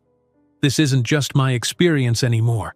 It's something we're both part of, whatever it is. Alexandra nodded slowly. I still don't know what to make of it all, but I'm finding it harder to dismiss as coincidence. After dinner, they walked through the quiet garden behind the restaurant, the evening air cool but pleasant. Jonathan kept a respectful distance, though Alexandra could sense his desire to be closer. "Thank you for not canceling tonight," he said as they neared the end of the path. "It would have been understandable after that reporter contacted you." "I've learned that running from difficult conversations rarely resolves anything," Alexandra replied. She stopped, turning to face him.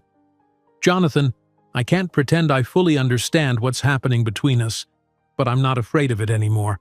Whatever this connection is, dreams, fate, coincidence, I want to explore it, carefully, at our own pace." The smile that spread across Jonathan's face was like sunrise, gradual, warm, illuminating. Without words, he held out his hand, palm up, offering but not demanding. Alexandra placed her hand in his, their fingers intertwining as naturally as if they'd done so 1,000 times before. In that simple touch, she felt again that sense of recognition, of coming home to something she hadn't known she was searching for. The emerald pendant warmed against her skin, but whether from body heat or something more mystical, Alexandra no longer cared to question. Some mysteries, perhaps, were meant to be experienced rather than explained. Over the next month, Alexandra's life settled into a new rhythm, her days filled with meaningful work at the foundation, her evenings increasingly shared with Jonathan. Their relationship progressed with a natural ease that belied its unusual beginning, each date deepening their connection. While they hadn't discussed Victoria Chambers again, Alexandra occasionally noticed Jonathan checking his phone with a slight furrow in his brow, or caught whispered conversations with his lawyer when he thought she wasn't listening. Whatever the reporter was pursuing, it clearly concerned him, though he made evident efforts to shield Alexandra from his worries. On a crisp Saturday morning in early autumn, they were enjoying coffee at a small cafe near Alexandra's apartment when her phone chimed with an email notification. She glanced at the screen, then stiffened, her cup frozen halfway to her lips. "What is it?" Jonathan asked, noticing her reaction. Alexandra set her cup down carefully. "Victoria Chambers. She sent me a draft of her article and wants my comment before it's published tomorrow." She looked up at Jonathan, concern etching her features. "What should I do?" Jonathan's expression remained carefully controlled, though she noticed a muscle tightening in his jaw. "Would you mind if I read it?" Alexandra handed him her phone, watching his face as he scrolled through the article. His features remained impassive, but she could sense the tension building in his shoulders. "Well, she's been thorough," he said finally, his voice deliberately even as he returned the phone, though her interpretation of events is predictably slanted. Alexandra read the article quickly, her heart sinking as she absorbed its implications. Titled "The Winter's Pattern, Charity or Calculated Courtship," it detailed Jonathan's history of financial assistance to women in distressed circumstances, painting a portrait of calculated manipulation rather than genuine philanthropy. While it stopped short of alleging explicit wrongdoing, the insinuations were clear, and Alexandra featured prominently as his latest acquisition. "She makes it sound like you target vulnerable women deliberately," Alexandra said, looking up from the screen, "and suggests I'm some kind of trophy you've collected. Victoria has been trying to find something damaging on me for years," Jonathan replied, his voice tight with controlled anger. When she couldn't find actual misconduct, she settled for implication and innuendo. Alexandra scrolled through the article again, her discomfort growing. "She has details about my eviction notice, about Michael's medical bills. How would she know these things?" A shadow crossed Jonathan's face. "I've been asking myself the same question about certain details of my private charitable giving. Someone with access to confidential information is feeding her material.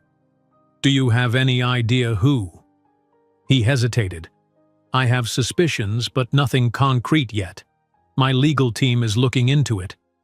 Jonathan reached across the table, taking her hand.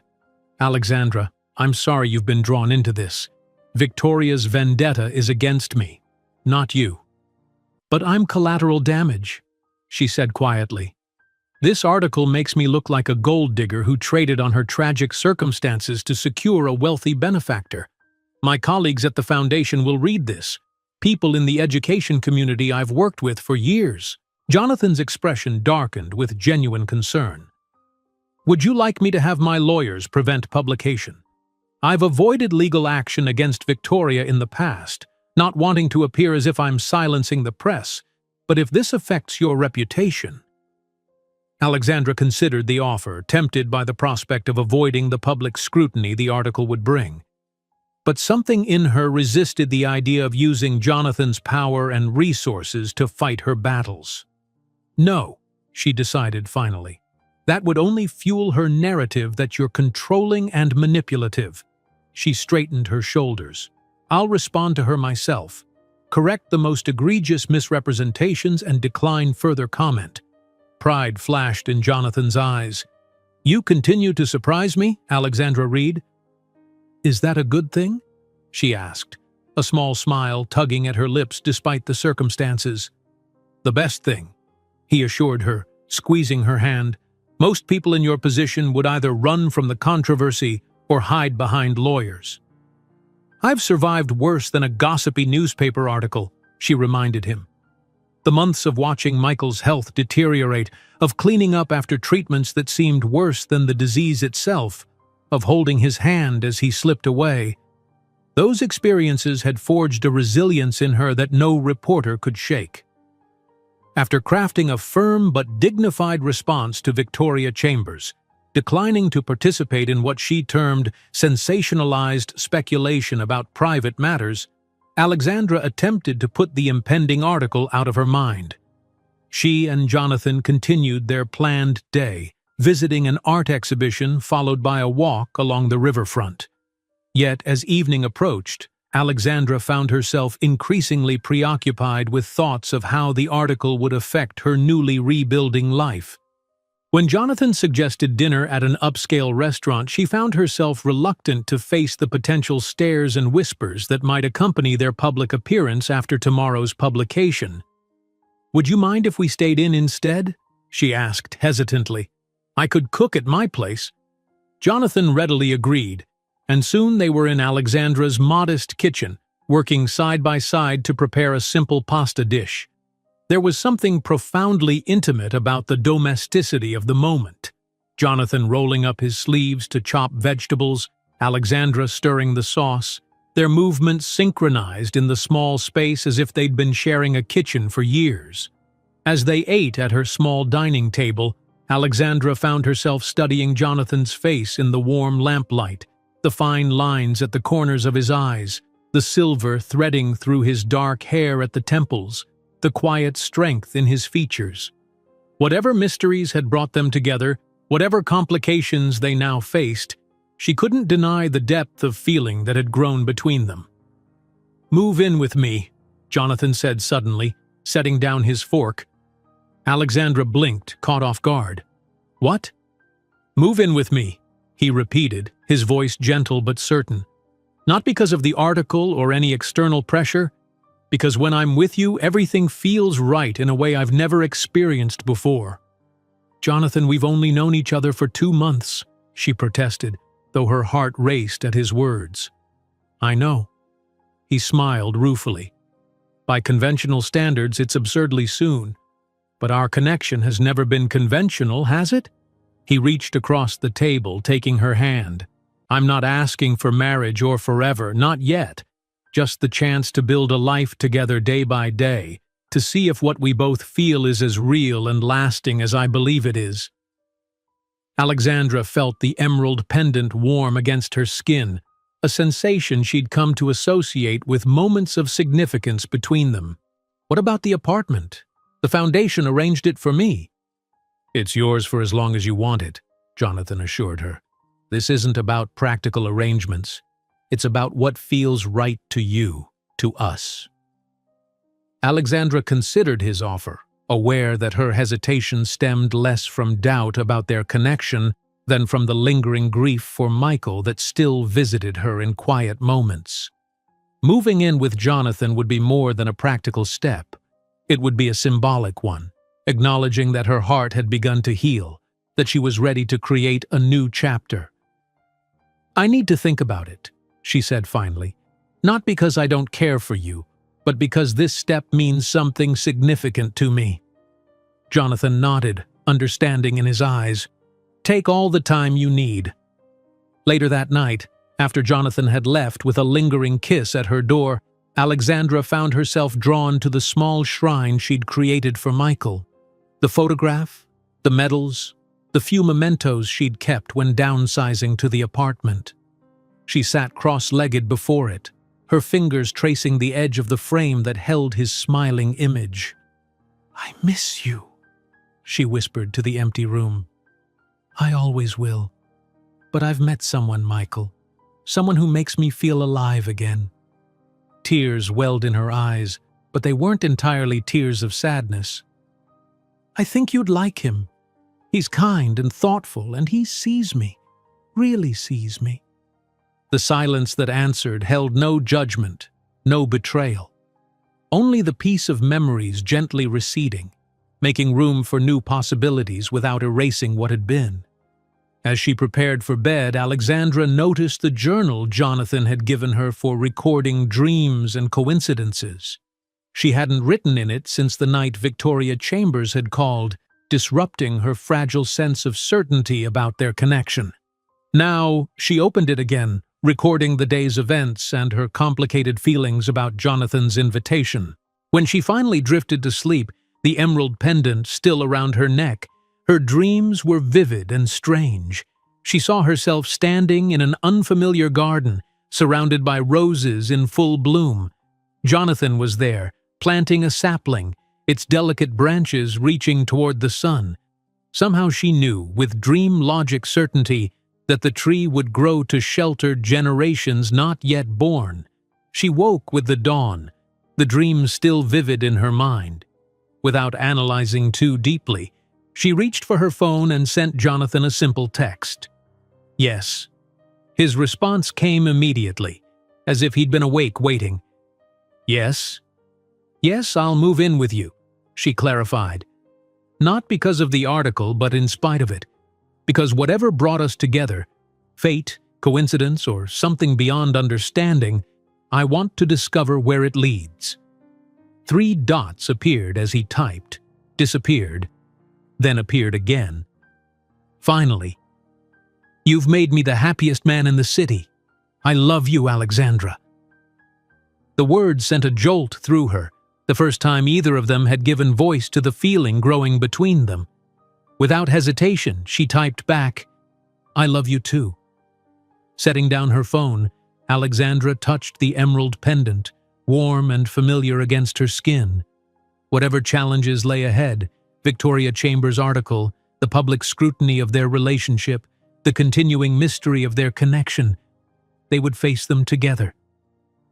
Outside her window, the sun rose over the city, casting golden light across her small bedroom. A new day, a new beginning. And for the first time since Michael's death, Alexandra found herself looking toward the future not with dread or resignation, but with hope and genuine anticipation. Her phone chimed with a news alert. Victoria Chambers' article had been published, earlier than expected. Taking a deep breath, Alexandra opened the link, prepared to face whatever came next with the same courage that had carried her through the darkest days of her life. Victoria Chambers' article was worse than Alexandra had anticipated. Beyond the insinuations about Jonathan's pattern of helping vulnerable women, it delved into Alexandra's personal grief with voyeuristic detail, painting her as a desperate widow who had turned her tragedy into an opportunity for social advancement. Most disturbing were the intimate details about Michael's illness and death that Alexandra had shared with no one beyond immediate family, details that could only have come from his medical records or personal correspondence. The article spread rapidly across social media, with commenters either condemning Jonathan as a predator or Alexandra as an opportunist. By mid-morning, her phone was buzzing constantly with messages, concerned texts from colleagues, calls from unfamiliar numbers that she assumed were other journalists. Even an email from Michael's former commanding officer expressing his dismay at the exploitation of a military widow. When she arrived at the foundation, Alexandra could feel the weight of curious stares. Elaine called her into her office immediately, her expression grave. "You should know the board called an emergency meeting this morning," Elaine said without preamble. "Several members are concerned about the article's implications for the Foundation's reputation." Alexandra felt her stomach clench. "They want to let me go." "Not all of them," Elaine replied, her tone carefully neutral. "Some feel your relationship with Jonathan creates an appearance of impropriety, especially in light of the timing of your hiring." "But you told me yourself I was hired on merit," Alexandra protested. "I believe that. But perception matters in our field, especially with donors." Elaine's expression softened slightly. "For what it's worth, I argued forcefully on your behalf. We've decided to place you on paid administrative leave while the board reviews the situation." The words hit Alexandra like a physical blow. In a matter of hours, Victoria Chambers had undermined the fragile new life she'd been building. Her professional reputation, her sense of security, her hard-won peace of mind, all threatened by a story that twisted the truth into something unrecognizable. "I understand," she said quietly, though inside she felt anything but understanding. "How long will the review take?"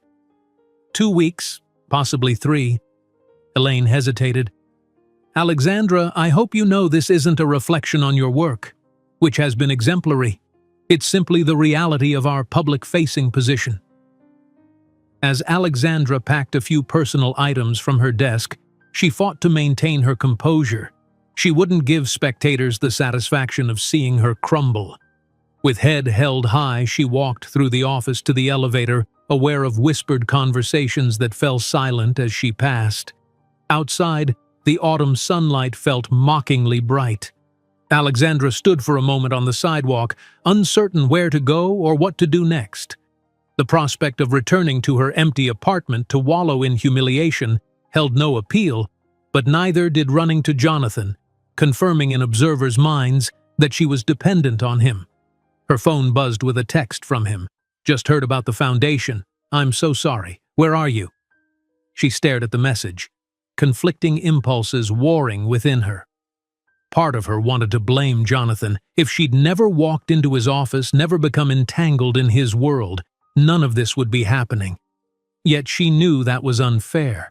Neither of them had sought this publicity or the cruel speculation about their relationship. "Outside the Foundation," she replied finally. "Not sure where to go." His response came immediately. "Stay there. I'm 5 minutes away." True to his word, Jonathan's car appeared shortly, pulling smoothly to the curb beside her. He stepped out, his expression a mixture of concern and barely contained anger. "Alexandra," he said softly, taking her hands in his. "I'm so sorry." She allowed herself a moment of vulnerability, leaning into his solid presence. "How did she get those details about Michael? Things I never told anyone, not even you." Jonathan's jaw tightened. "I don't know yet, but I promise you we'll find out." He opened the passenger door for her. "Come with me. There's something I need to show you." They drove in tense silence, Jonathan navigating through downtown traffic with grim concentration. Alexandra noticed they were headed toward the Winters Financial Building, but were surprised when he turned into the underground parking instead of the main entrance. "We'll go up the private elevator," he explained, leading her to a discreet lift accessed by keycard. "I'd rather avoid the lobby right now." The elevator opened directly into Jonathan's office suite. Lisa, his assistant, looked up with evident relief when they entered. "The legal team is assembled in the conference room," she informed Jonathan. "And Ms. Reeves called again. She insists on speaking with you." "Sophia Reeves?" Alexandra asked, recognizing the name of the widow Jonathan had previously dated. Jonathan nodded. "She's been trying to reach me since the article broke. Victoria quoted her extensively, mostly out of context from what I can tell." He turned to Lisa. "Tell the team we'll join them in 10 minutes, and please arrange for lunch to be brought in." In his private office, Jonathan closed the door and guided Alexandra to the seating area where they'd first spoken months ago. The symmetry wasn't lost on her. Once again in crisis, once again seeking help in this room with its commanding views of the city. "Before we meet with the lawyers, there's something you should see," Jonathan said, opening his laptop. "This came in an hour ago from our IT security team." He turned the screen toward her, displaying an email thread. Alexandra read it carefully, her confusion growing. "I don't understand. What's an internal systems breach?" "Someone accessed our secure servers last month, specifically the confidential client files for the Foundation's assistance programs." Jonathan's expression was grim. "They focused on cases involving women who received personal financial assistance, particularly widows or single mothers." Understanding dawned. Victoria's source. Almost certainly. And there's more. He clicked to another document. The breach originated from a device registered to Rachel Davis. The name meant nothing to Alexandra. "Who is she?" "My former fiancé." Jonathan's voice was carefully controlled. "We ended our engagement 2 years ago when I discovered she'd been embezzling from the Foundation. Rather than press charges, I allowed her to resign quietly, provided she underwent treatment for a gambling addiction that had driven her actions." Alexandra sat back, processing this new information. "You think she accessed the files to help Victoria's investigation? Why?" "Revenge, most likely. Rachel didn't take the breakup well, especially since it coincided with her professional disgrace." He ran a hand through his hair, a rare gesture of agitation. "I never thought she'd go this far." "But how would she get details about Michael's illness? That information wouldn't be in your Foundation's files." Jonathan's expression darkened further. "We're still investigating that. But Rachel made connections throughout the company during our relationship. She may have accessed more than just the Foundation records." The implications were disturbing.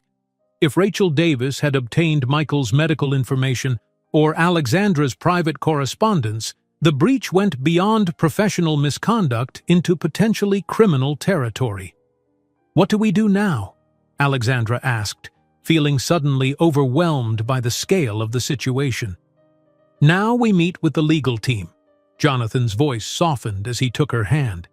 "Alexandra, I want you to know that whatever course of action we take will be your decision. These are your private details that have been exposed, your reputation that's been damaged. I can offer resources and advice, but ultimately, you decide how we respond." His deference to her agency touched Alexandra deeply. Despite his wealth and power, despite his protective instincts, Jonathan was ensuring that she maintained control over her own narrative. "Thank you," she said simply. "That means more than you know." The meeting with Jonathan's legal team was both reassuring and sobering. The head counsel, a sharp-eyed woman named Beatrice Langley, laid out their options with clinical precision.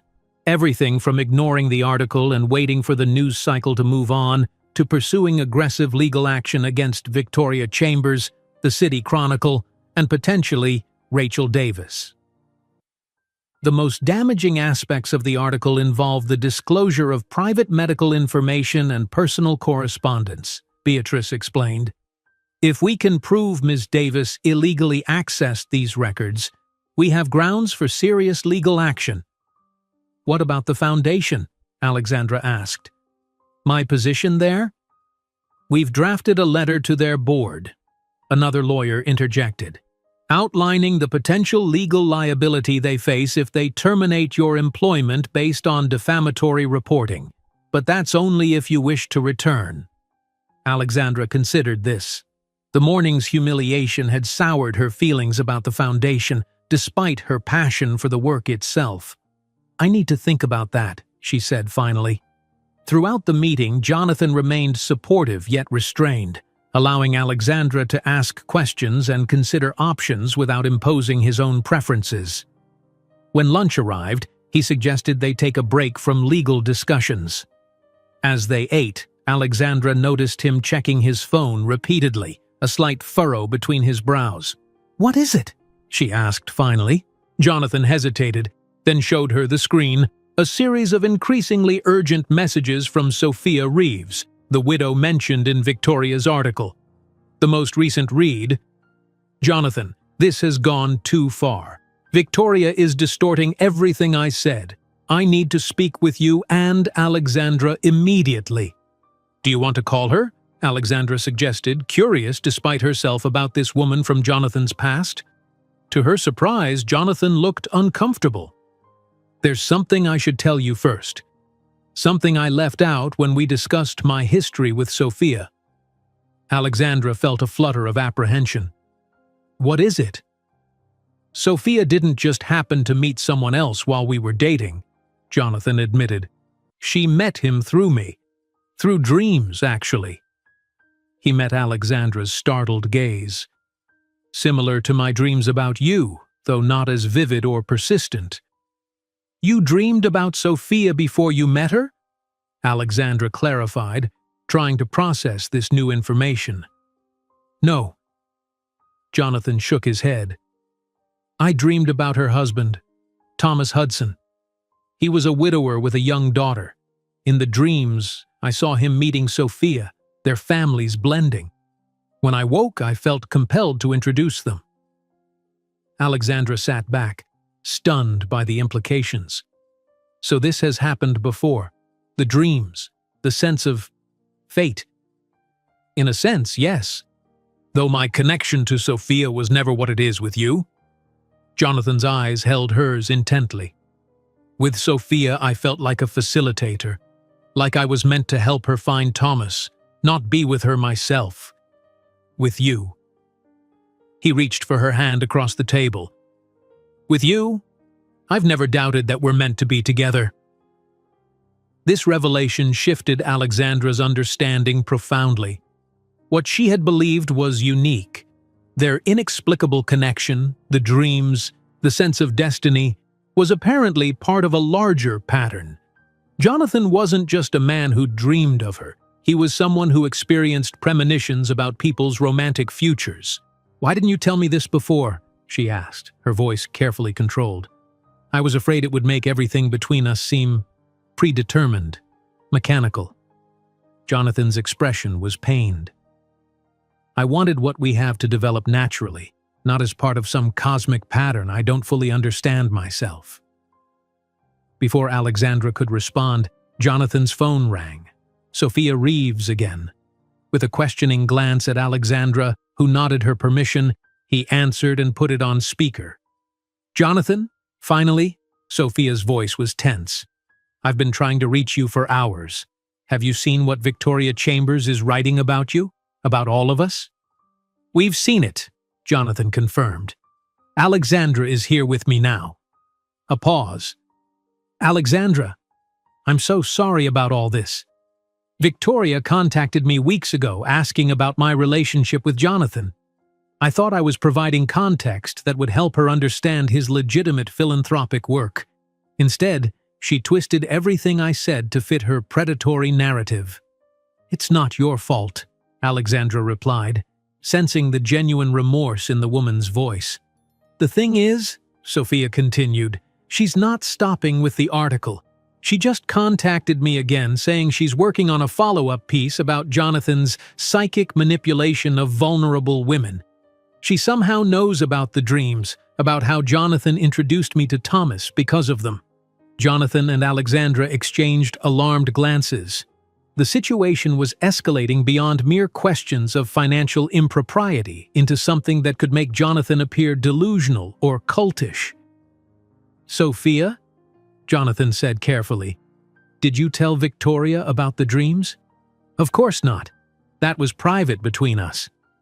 Sophia's indignation was clear. The only other person who knew besides Thomas was Rachel Davis. You told her about it when you were engaged, remember? The pieces clicked into place. Rachel Davis hadn't just leaked financial records. She was systematically exposing every vulnerable aspect of Jonathan's life, every unconventional element that could be weaponized against him. Sophia, would you be willing to speak publicly about this? To counter Victoria's narrative?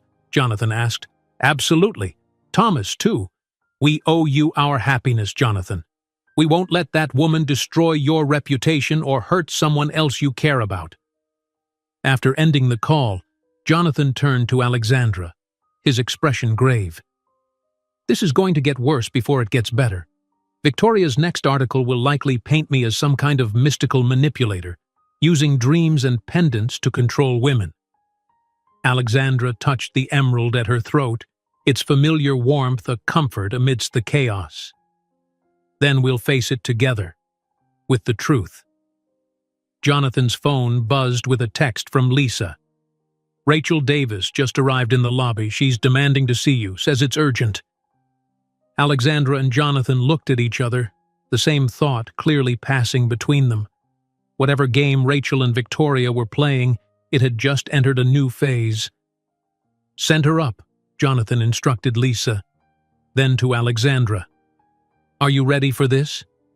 Alexandra squared her shoulders, feeling the weight of the emerald pendant against her skin like armor. Yes, it's time we heard exactly what she has to say. The woman who stepped into Jonathan's office bore little resemblance to the polished executive Alexandra had imagined. Rachel Davis was rail-thin, her expensive clothing hanging loosely on her frame, her once beautiful features sharpened by what appeared to be months of strain. Only her eyes, cold, calculating, and intensely focused, suggested the formidable opponent she had proven to be. Jonathan, she acknowledged with a brittle smile before turning to Alexandra. And you must be the latest project. Alexandra Reed, the grieving widow. Her gaze lingered on the emerald pendant. I see he's given you grandmother's necklace. How touching. Rachel, Jonathan's voice was controlled but firm. You've crossed several lines, legally and ethically. Accessing private medical records, stealing confidential client information, feeding it to a reporter with a vendetta. Rachel laughed, a harsh sound devoid of humor. Ethical lines? That's rich, coming from you. She moved farther into the office, uninvited. Tell me, Alexandra, has he told you about his gift? About how he dreams of people fated to be together, then manipulates circumstances to make it happen? Alexandra stood straighter, refusing to be intimidated. He's told me everything. Has he? Rachel's smile was knife-sharp. Did he tell you that he dreamed of me too? That he pursued me because of some vision of our supposed destiny? Jonathan's expression remained impassive, but Alexandra sensed his tension. That's not what happened, Rachel. No? Rachel's eyes flashed. You told me we were meant to be together. Your dreams, your grandmother's pendant warming to my touch. You used the same mystical nonsense on me that you've clearly used on her. I believed we were meant to be together, Jonathan corrected quietly. I was wrong. Wrong, Rachel repeated, her voice brittle. You destroyed my career over a mistake, forced me into therapy, and then moved on to the next predestined soulmate as if I never existed. She turned to Alexandra. That's what awaits you when his dreams change direction again. Alexandra felt Jonathan tense beside her but kept her focus on Rachel. Why are you doing this? The article, the private information, what do you hope to achieve? Justice, Rachel snapped. Jonathan presents himself as this enlightened philanthropist, this mystical romantic guided by dreams and destiny. The public deserves to know he's just a powerful man who uses wealth and supernatural nonsense to control women who catch his interest. That's not true, Alexandra said firmly, and I think you know it. Do I? Rachel's composure cracked slightly. I believed everything he told me. I wore that pendant. I trusted his dreams, his visions. Her voice dropped to a near whisper. And then they changed. Suddenly he was dreaming of me with someone else, telling me we weren't meant to be after all. Jonathan stepped forward. Rachel, you know that's not why our relationship ended. You embezzled foundation funds. You betrayed my trust. After your dreams changed, Rachel's voice rose sharply. After you started pulling away, doubting our connection, I was desperate to keep your attention to make you see me again. Alexandra watched the exchange with growing clarity. Whatever Jonathan's gift truly was, psychic ability, spiritual connection, subconscious intuition, Rachel had desperately wanted to believe in it when it validated her relationship with him. When that validation disappeared, she'd been unable to accept it. "Rachel," Alexandra said gently, "I understand feeling betrayed when someone you love withdraws. After my husband died, I was angry at him, at the doctors, at the world. But this vendetta won't heal whatever you're feeling." Rachel's eyes narrowed. "Don't pretend to understand me. You're just the latest woman to fall for his act." "That's enough," Jonathan cut in, his patience visibly thinning. "We know you accessed private records and shared them with Victoria Chambers. That's a criminal offense, Rachel, one we're prepared to pursue unless you cooperate." Rachel's expression flickered between defiance and fear. "Cooperate how?" "Tell Victoria the truth," Jonathan said. "That you obtained information illegally. That you manipulated her investigation to pursue a personal vendetta." "She won't believe me," Rachel scoffed. "She's convinced you're a predator." "Then give us something we can use to convince her," Alexandra suggested. "Something that proves this isn't about protecting vulnerable women, but about your personal grievances." Rachel studied Alexandra with new calculation. After a long moment, she reached into her handbag and removed a small digital recorder.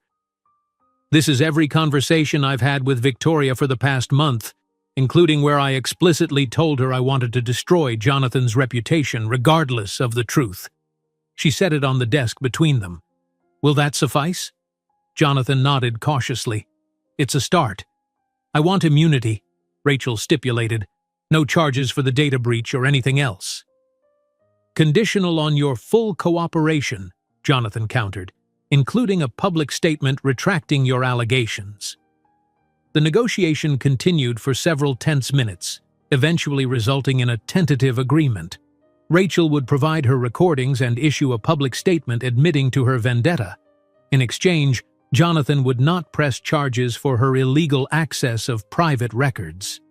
As Lisa escorted Rachel out to meet with the legal team for formal documentation, Jonathan turned to Alexandra, exhaustion evident in his features. "I'm sorry you had to witness that. Rachel and I...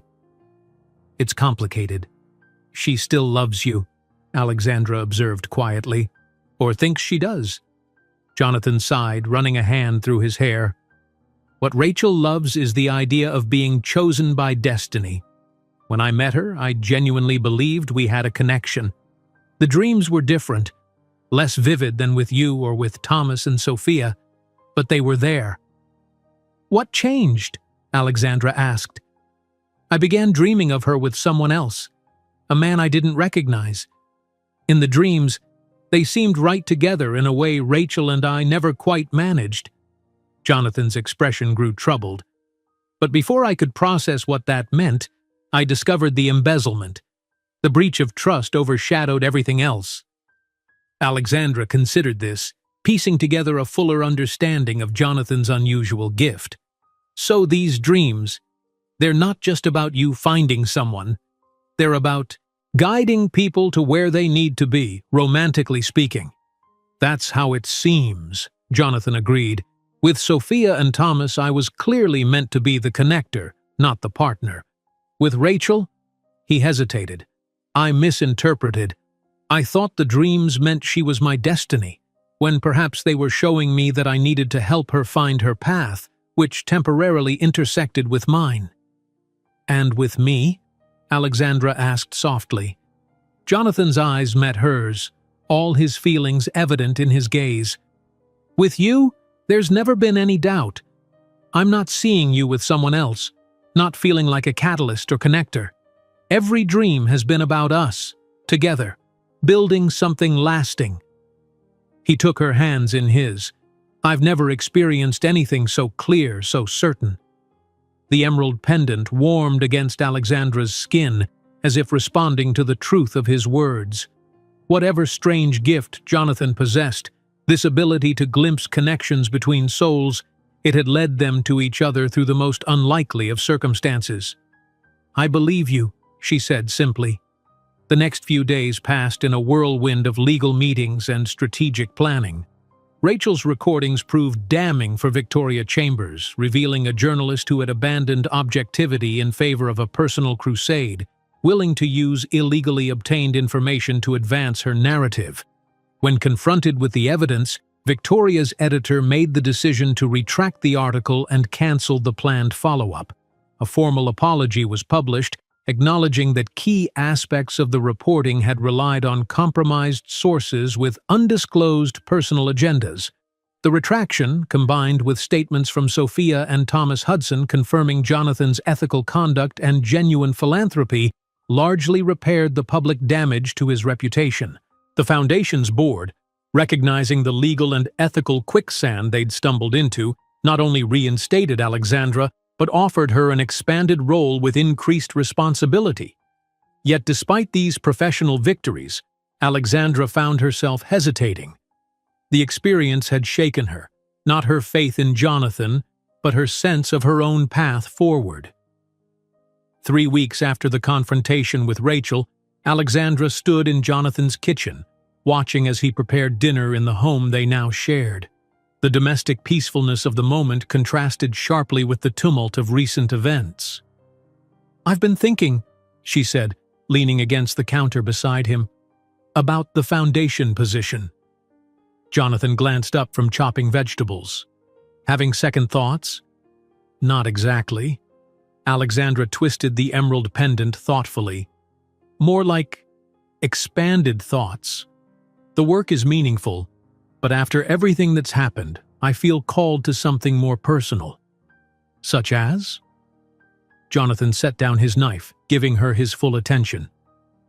"I want to create a program for military widows and widowers," she said, the idea crystallizing as she spoke. "Something that addresses the specific challenges they face, not just financial, but emotional, practical, social. No one should face what I did alone." Jonathan's face lit with understanding. "Using your experience to help others in similar situations." "Exactly, and leveraging your foundation's resources to create something sustainable." Alexandra met his gaze directly. "I'd want to do this independently, though. Not as your girlfriend or as someone who benefits from your influence, as a professional with expertise and vision." "I wouldn't have it any other way," Jonathan assured her. "The foundation can provide initial funding, but you would build and lead the program." His expression grew thoughtful. "Actually, I've been having dreams about this. About you in a bright office, surrounded by people you're helping. I didn't understand the context until now." Alexandra smiled, no longer surprised by these glimpses into their future. "Your gift at work again." "It seems so." Jonathan stepped closer, wrapping his arms around her waist.